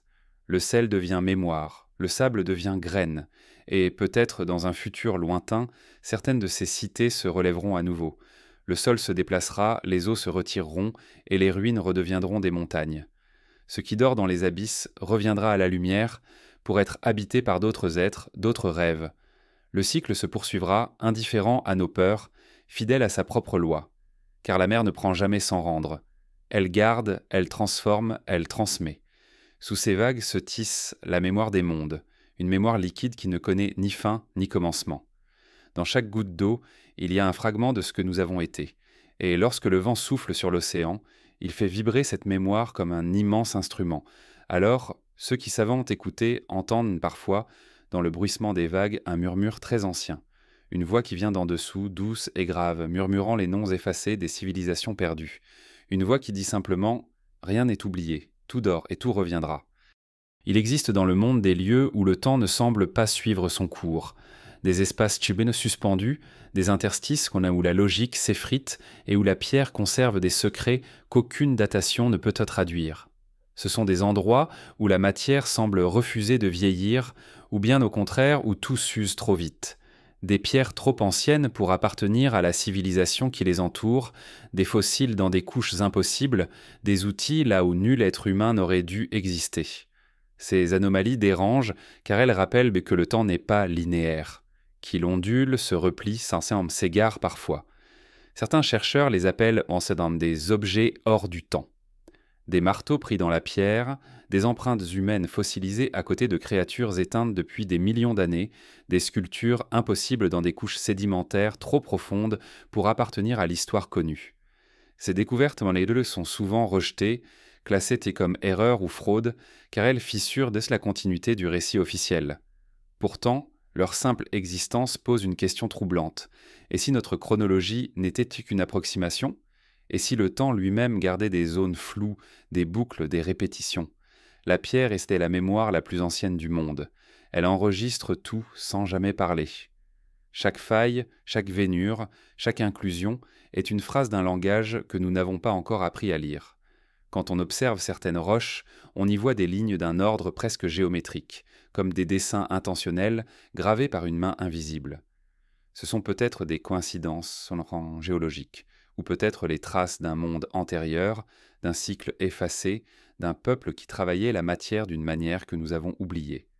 Il existe aussi des lieux où le temps semble s'être arrêté, des ruines si intactes qu'elles défient l'érosion, des sculptures dont les arêtes demeuraient nettes malgré les siècles, comme si la pierre refusait de se détériorer. À l'inverse, certains sites semblent se décomposer à une vitesse anormale, comme si une main invisible effaçait volontairement leurs souvenirs. Ces contrastes intriguent ceux qui observent sans préjugés. Pourquoi la nature serait-elle si inégale ? Peut-être parce que la nature, justement, n'agit pas seule. Peut-être que la Terre décide parfois de ce qu'elle veut garder et de ce qu'elle veut oublier.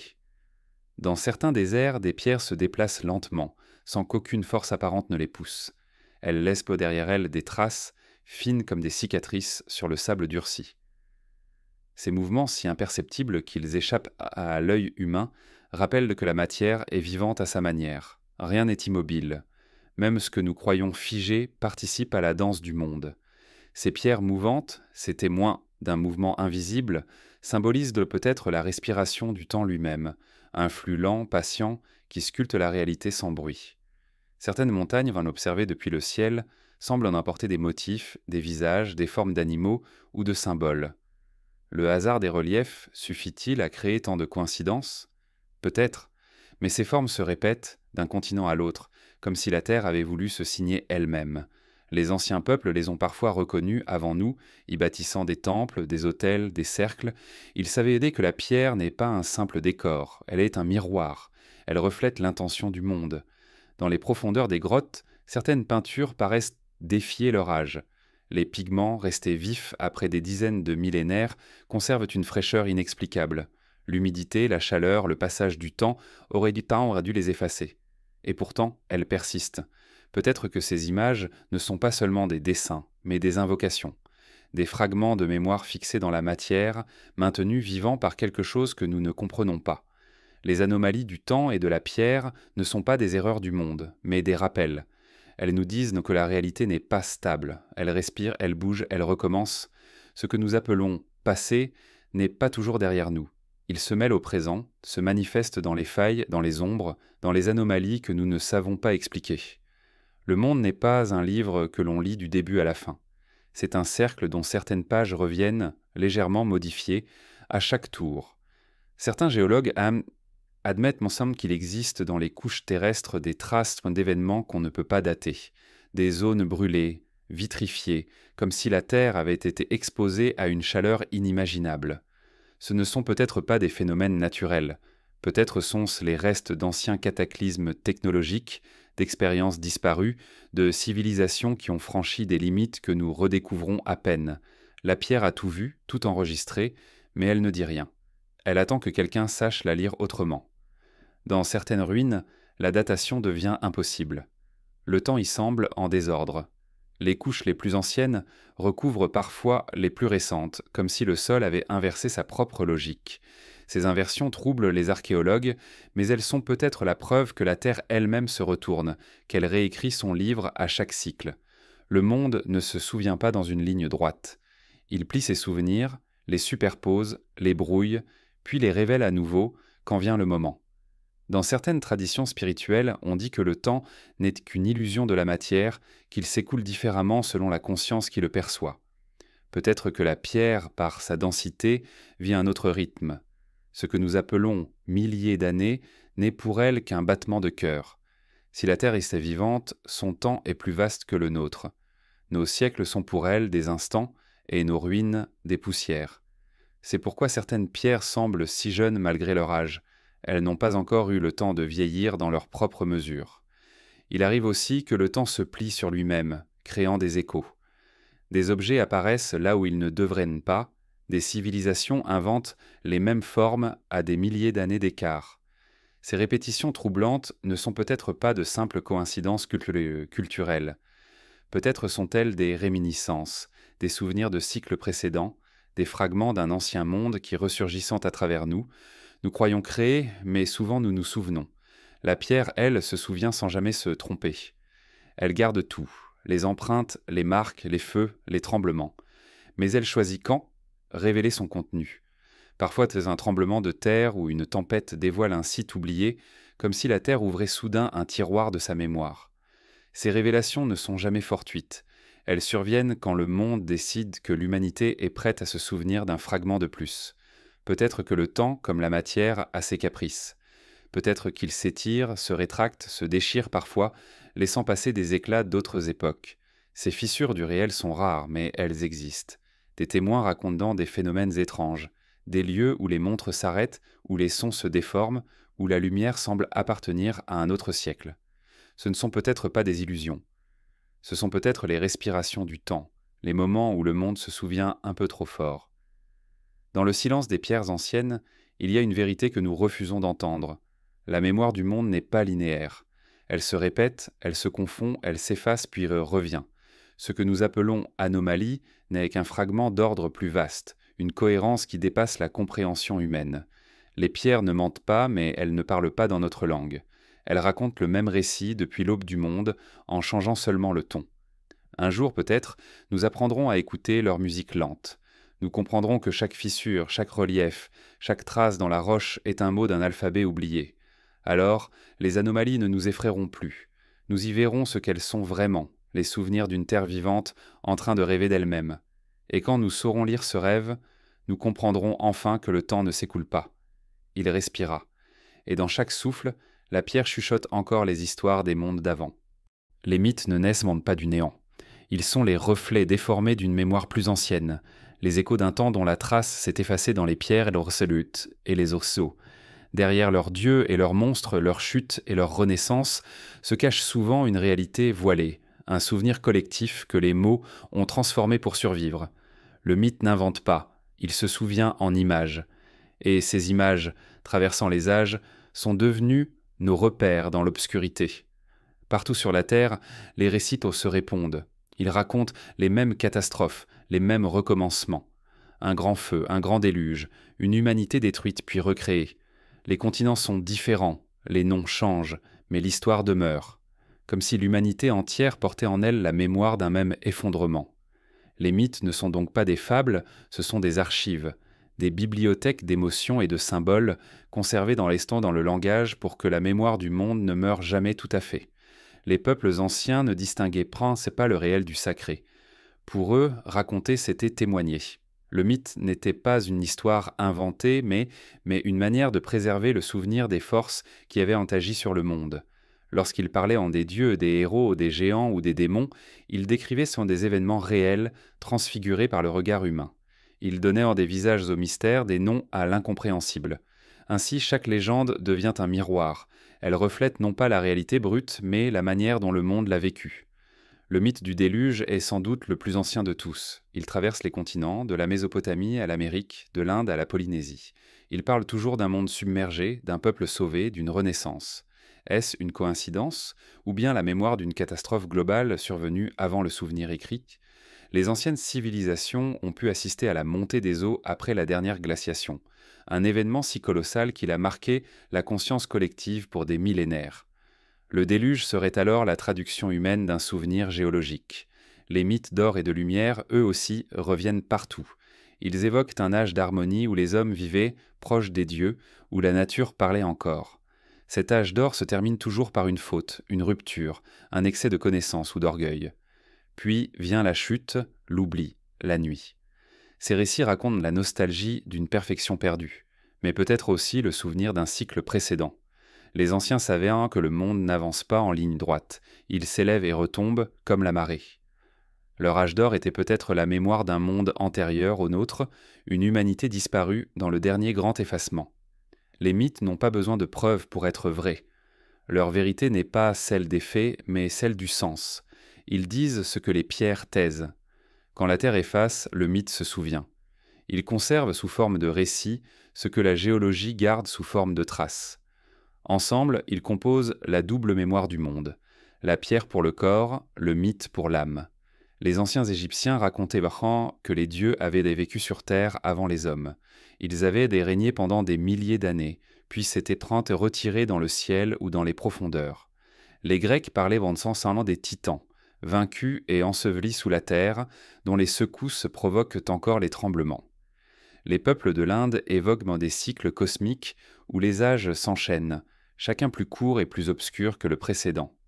Ces récits, séparés par des océans, semblent chanter une même mélodie, celle des mondes successifs, des renaissances inévitables. Les mythes sont les archives de la conscience. Quand une civilisation disparaît, ses pierres se brisent, mais ses récits survivent dans le souffle des générations.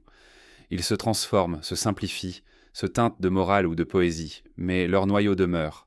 Le mythe, comme la graine d'un arbre, contient tout l'arbre à venir. Il traverse le feu et la glace, les langues et les oublis, pour renaître dans un autre monde, sous un autre nom. Les anciens savaient que raconter, c'était protéger. Ils gravaient leur récit dans la parole, car la parole voyage plus loin que la pierre. Elle s'infiltre dans les rêves, dans la mémoire, dans les gestes. Un enfant qui écoute une légende devient le gardien d'un fragment d'éternité. Ainsi le monde se souvient de lui-même, non par les monuments, mais par les voix. Les mythes sont aussi des avertissements. Ils rappellent les conséquences de l'oubli. Dans presque toutes les traditions, la perte du souvenir précède la chute. Les hommes oublient d'où ils viennent, se croient indépendants du monde, rompent l'équilibre et le cycle recommence. Le mythe du feu volé, celui de la connaissance interdite, celui de la tour qui s'effondre, disent de tous la même chose. Lorsque l'humanité s'éloigne du sacré, le monde la rappelle à l'ordre. Le cataclysme devient mémoire. Il y a dans ces récits une sagesse que la modernité a oubliée. Nous les lisons comme des fables, mais ils sont des messages adressés au futur. Ils nous parlent dans une langue symbolique que nous ne savons plus traduire. Pourtant, leur sens subsiste dans notre inconscient. Les rêves collectifs, les images universelles, les archétypes que nous partageons sont les ombres de ces anciennes vérités. Nous croyons les inventer, mais nous les répétons. Dans certains mythes, les dieux ne sont pas des créateurs, mais des souvenirs. Ils incarnent les forces naturelles, les cycles du monde, la mémoire de la terre elle-même. Le tonnerre, la mer, la montagne, le feu. Chaque élément devint un dieu parce que l'homme sentait en lui la puissance de la mémoire. En personnifiant la nature, les anciens ne la simplifiaient pas, ils la respectaient. Ils reconnaissaient en elle une conscience. Les dieux n'étaient pas au-dessus du monde, ils étaient le monde. Peut-être que nos sciences modernes, avec leurs observations et leurs théories, ne font que retrouver ce que les mythes s'avèrent déjà. L'univers n'est pas un mécanisme, mais un être en mouvement. La Terre n'est pas une ressource, mais une mémoire. Le temps n'est pas une flèche, mais une spirale. Les mythes le disent depuis toujours, sous 1000 formes, et nous commençons à peine à l'entendre à nouveau. Les anciens récits ne nous racontent pas seulement d'où nous venons, mais où nous retournons. Leur fonction n'est pas de distraire, mais de rappeler. Ils murmurent que tout est cyclique, que la chute n'est jamais définitive, que la lumière finit toujours par revenir. Dans leur simplicité apparente se cache une connaissance plus profonde que nos bibliothèques, celle du recommencement éternel. Le mythe n'est pas mort. Il change de visage. Il s'infiltre dans nos histoires modernes, dans nos livres, nos films, nos rêves. Nous continuons de rejouer les mêmes archétypes, les mêmes drames cosmiques. La création, la perte, la quête, la renaissance. Nous ne racontons jamais rien de nouveau, seulement des variations sur le souvenir du monde. Et peut-être qu'un jour, quand nos propres civilisations seront à leur tour des ruines, nos récits de dynastie deviendront les mythes des âges futurs. D'autres les liront, y verront des symboles, y chercheront des vérités. Ils diront « Ils savaient eux aussi que tout recommence ». Ainsi les mythes ne meurent jamais. Ils se déplacent comme des étoiles lentes dans le ciel du temps. Ils éclairent dans tous les cycles successifs de la mémoire humaine, rappelant que chaque ère n'est qu'une strophe d'un poème sans fin. Et dans ce poème, une phrase revient, simple et ancienne, « Tout ce qui fut sera à nouveau ». Il arrive parfois que le monde semble retenir son souffle. Les saisons paraissant hésiter, les vents changent de direction, les animaux se déplacent d'une manière inhabituelle. Comme si la terre elle-même pressentait de quelque chose, un retour, une répétition. Dans ces moments, une inquiétude diffuse traverse l'humanité. Ce n'est pas une peur, mais une reconnaissance.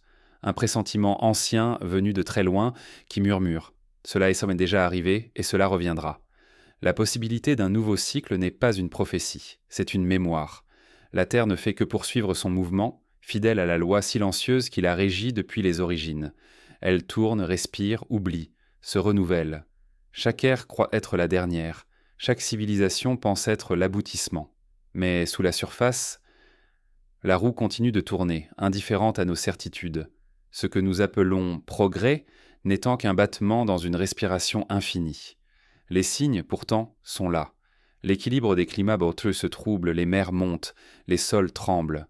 Les glaciers, ces bibliothèques du monde, se dissolvent et libèrent dans des secrets plus anciens que l'humanité. Le vent semble changer de voie. La terre ne se venge pas, elle se réajuste. Elle réécrit le chapitre que nous pensions éternel. Et dans ce réajustement, peut-être prépare-t-elle le passage vers un nouveau cycle. Les anciens savaient reconnaître ces transitions. Ils observaient en les astres les migrations, la position du soleil sur l'horizon. Ils savaient moins que la Terre ne se limite pas à ce que l'on voit, elle obéit à des rythmes cosmiques, à des marées d'énergie que les instruments modernes ne mesurent pas. Quand ces rythmes se décalent, un monde s'éteint, un autre s'ouvre. C'est un passage invisible, mais perceptible dans les profondeurs du corps, dans la façon dont le temps semble soudain se contracter ou s'étirer. Nous vivons peut-être déjà cette bascule. Notre monde, saturé de lumière artificielle, de vitesse, de bruit, ressemble à une veilleuse dans la nuit avant l'aube d'un nouveau commencement. Tout s'accélère, tout s'use, mais derrière cette agitation se prépare le silence nécessaire à la transformation. Ce n'est pas la fin, c'est le souffle avant le recommencement. Chaque cycle porte en lui la semence du suivant. Ce que nous appelons effondrement n'est qu'une métamorphose trop vaste pour être comprise à l'échelle d'une vie humaine. Les civilisations meurent, mais les idées migrent, se réincarnent sous d'autres formes. Les forêts brûlent, mais leurs cendres fertilisent donc le sol. Le monde se détruit pour se réinventer. C'est le principe même de la mémoire. Elle efface pour pouvoir se rappeler autrement. Peut-être que le nouveau cycle ne sera pas marqué par le feu ni par l'eau, mais par la conscience. Non pas un cataclysme visible, mais un basculement intérieur. Les hommes redécouvrant leur lien avec la terre, écoutant à nouveau le souffle du monde au lieu de le combattre. Peut-être que la prochaine réinitialisation ne viendra pas d'un désastre, mais d'un éveil collectif.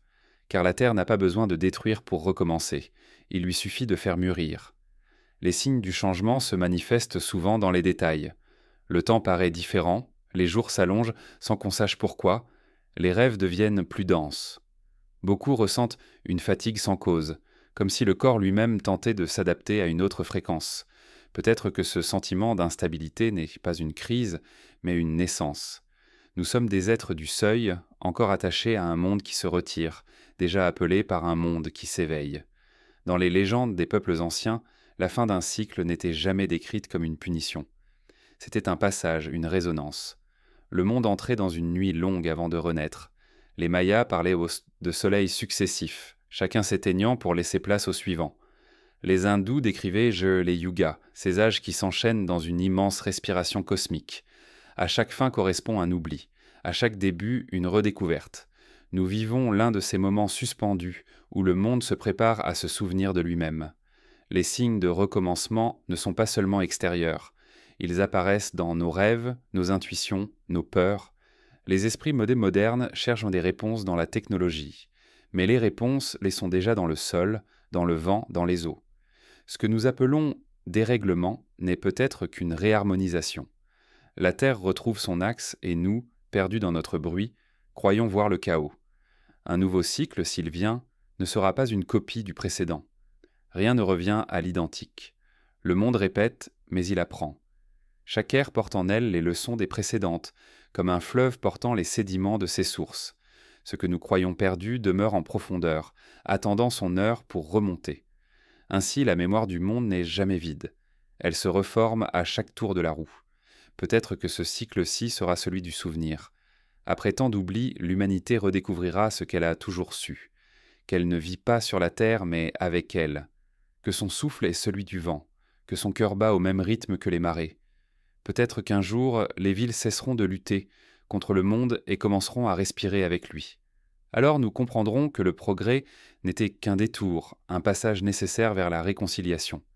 Certains ressentent déjà ce changement, sans savoir le nommer. Ils parlent d'un éveil, d'une transition, d'un retour du sacré. Ce ne sont pas des visions mystiques, mais des souvenirs qui remontent. Le monde se rappelle à lui-même. Les forêts, les animaux, les pierres même semblent réagir à ce nouvel accord qui se prépare. Ce n'est pas une révolution, c'est un retour, une lente reconnexion entre la conscience et la mémoire du monde. Mais tout retour exige une perte. Avant la lumière, il faut le crépuscule. Avant la renaissance, il faut la désintégration. Le monde se vide pour pouvoir se remplir à nouveau. Nous traversons ce vide sans le comprendre, croyant assister à une fin, alors que nous sommes les témoins d'un recommencement. Les anciens disaient que le temps des hommes et le temps du monde ne s'écoulent pas au même rythme. Il y a des périodes où la Terre dort et d'autres où elle s'éveille. Lorsque ces deux rythmes s'accordent, un cycle nouveau s'ouvre. Peut-être sommes-nous proches de cet accord. Peut-être que le chaos actuel n'est qu'un prélude, la dissonance avant la note juste. La possibilité d'un nouveau cycle n'est pas une menace mais une promesse. Elle nous rappelle que rien n'est jamais perdu, que chaque effondrement cache un germe, que chaque fin est une mue. Le monde n'a pas besoin d'être sauvé. Il se sauve lui-même encore et encore à travers la mémoire du temps. Nous croyons vivre la fin du monde, mais il n'y a jamais de fin, seulement des recommencements. Nous faisons partie du même souffle, de la même rotation. Nos ruines nourriront d'autres terres, nos voix deviendront les échos des prochains récits. Ce que nous détruisons aujourd'hui servira de fondation à la mémoire de demain. Et lorsque, un jour, les siècles auront passé sur nos traces, quelqu'un retrouvera nos vestiges, nos écrits, nos symboles. Il les regardera avec la même curiosité, la même tendresse que nous avons pour les civilisations disparues. Il y verra des avertissements, des poèmes, des indices. Il comprendra à son tour que tout recommence. Le nouveau cycle ne sera pas le triomphe d'une espèce ni d'une idée. Ce sera une réconciliation. Entre la mémoire et le présent. Entre la terre et ceux qui la foulent. Entre la lumière et l'ombre. Car rien ne s'oppose, tout se répond. Et dans cette harmonie retrouvée, le monde respirera à nouveau dans sa pleine mémoire. Alors, dans le silence du soir, lorsque les étoiles se lèveront sur un ciel redevenu pur, on entendra peut-être le murmure ancien de la terre. J'ai déjà connu tout cela. J'ai tout perdu et tout retrouvé. Vous aussi, vous reviendrez. Il arrivera un jour où la lumière se lèvera sur un monde qui n'attend plus rien.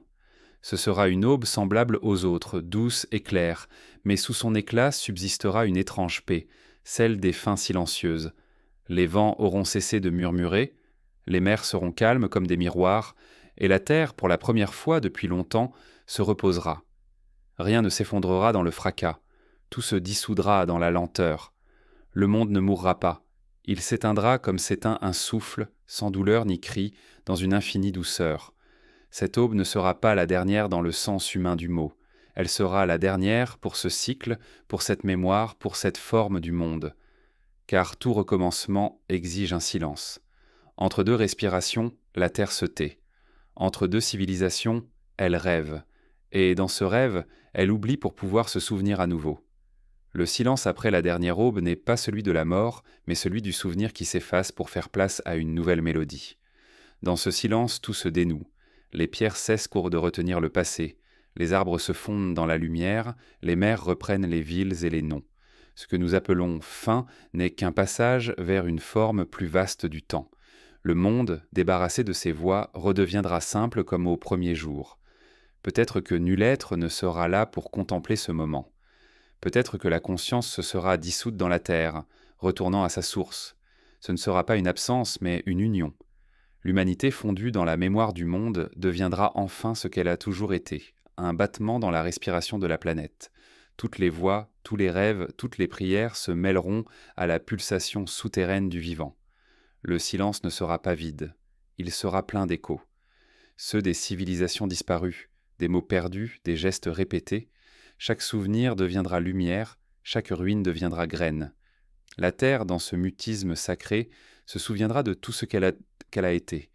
Et dans cette mémoire, aucune souffrance, aucun regret. Seulement la certitude d'un cycle accompli.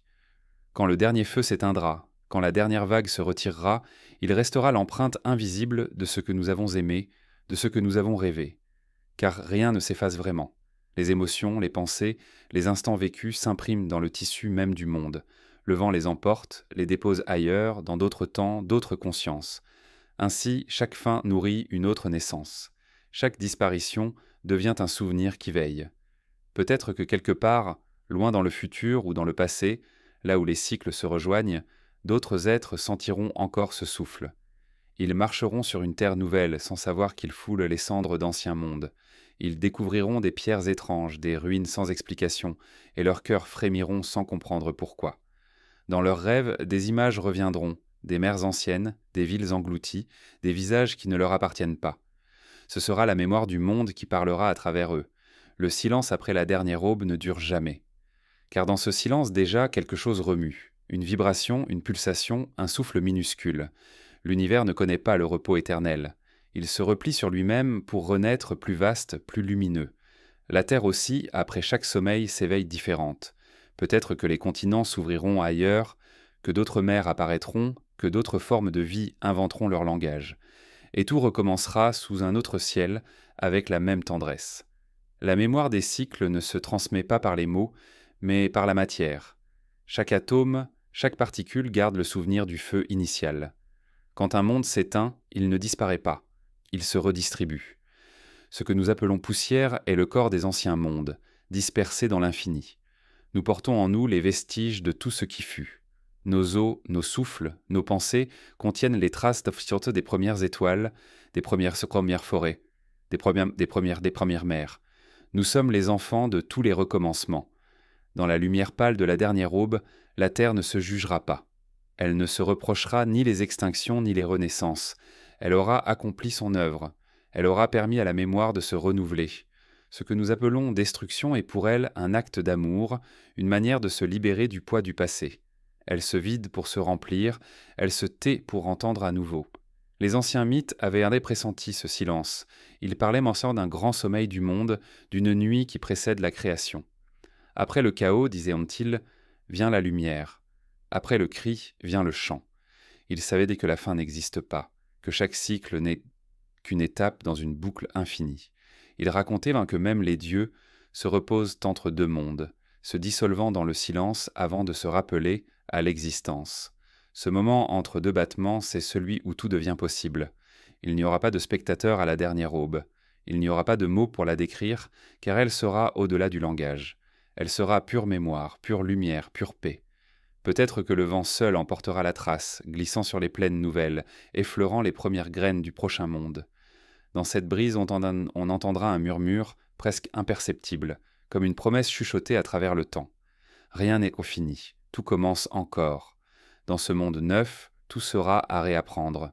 Le ciel aura un autre bleu, les montagnes d'autres noms, les océans d'autres contours. Mais la mémoire, elle, restera dissimulée dans la trame du vivant.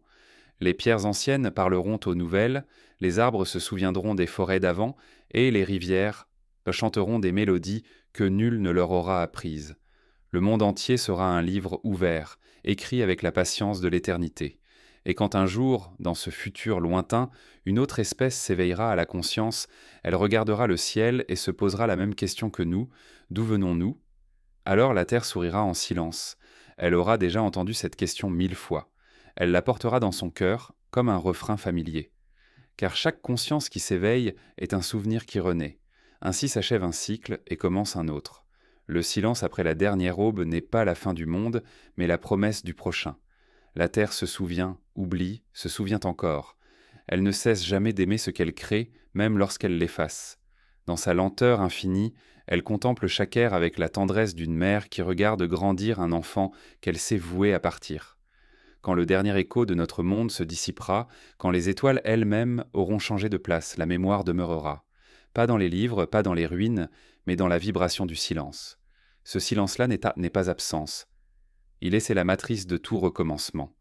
Et dans ce silence, la terre, apaisée, murmurera une dernière fois avant de rêver à nouveau « Je n'ai jamais cessé de recommencer ».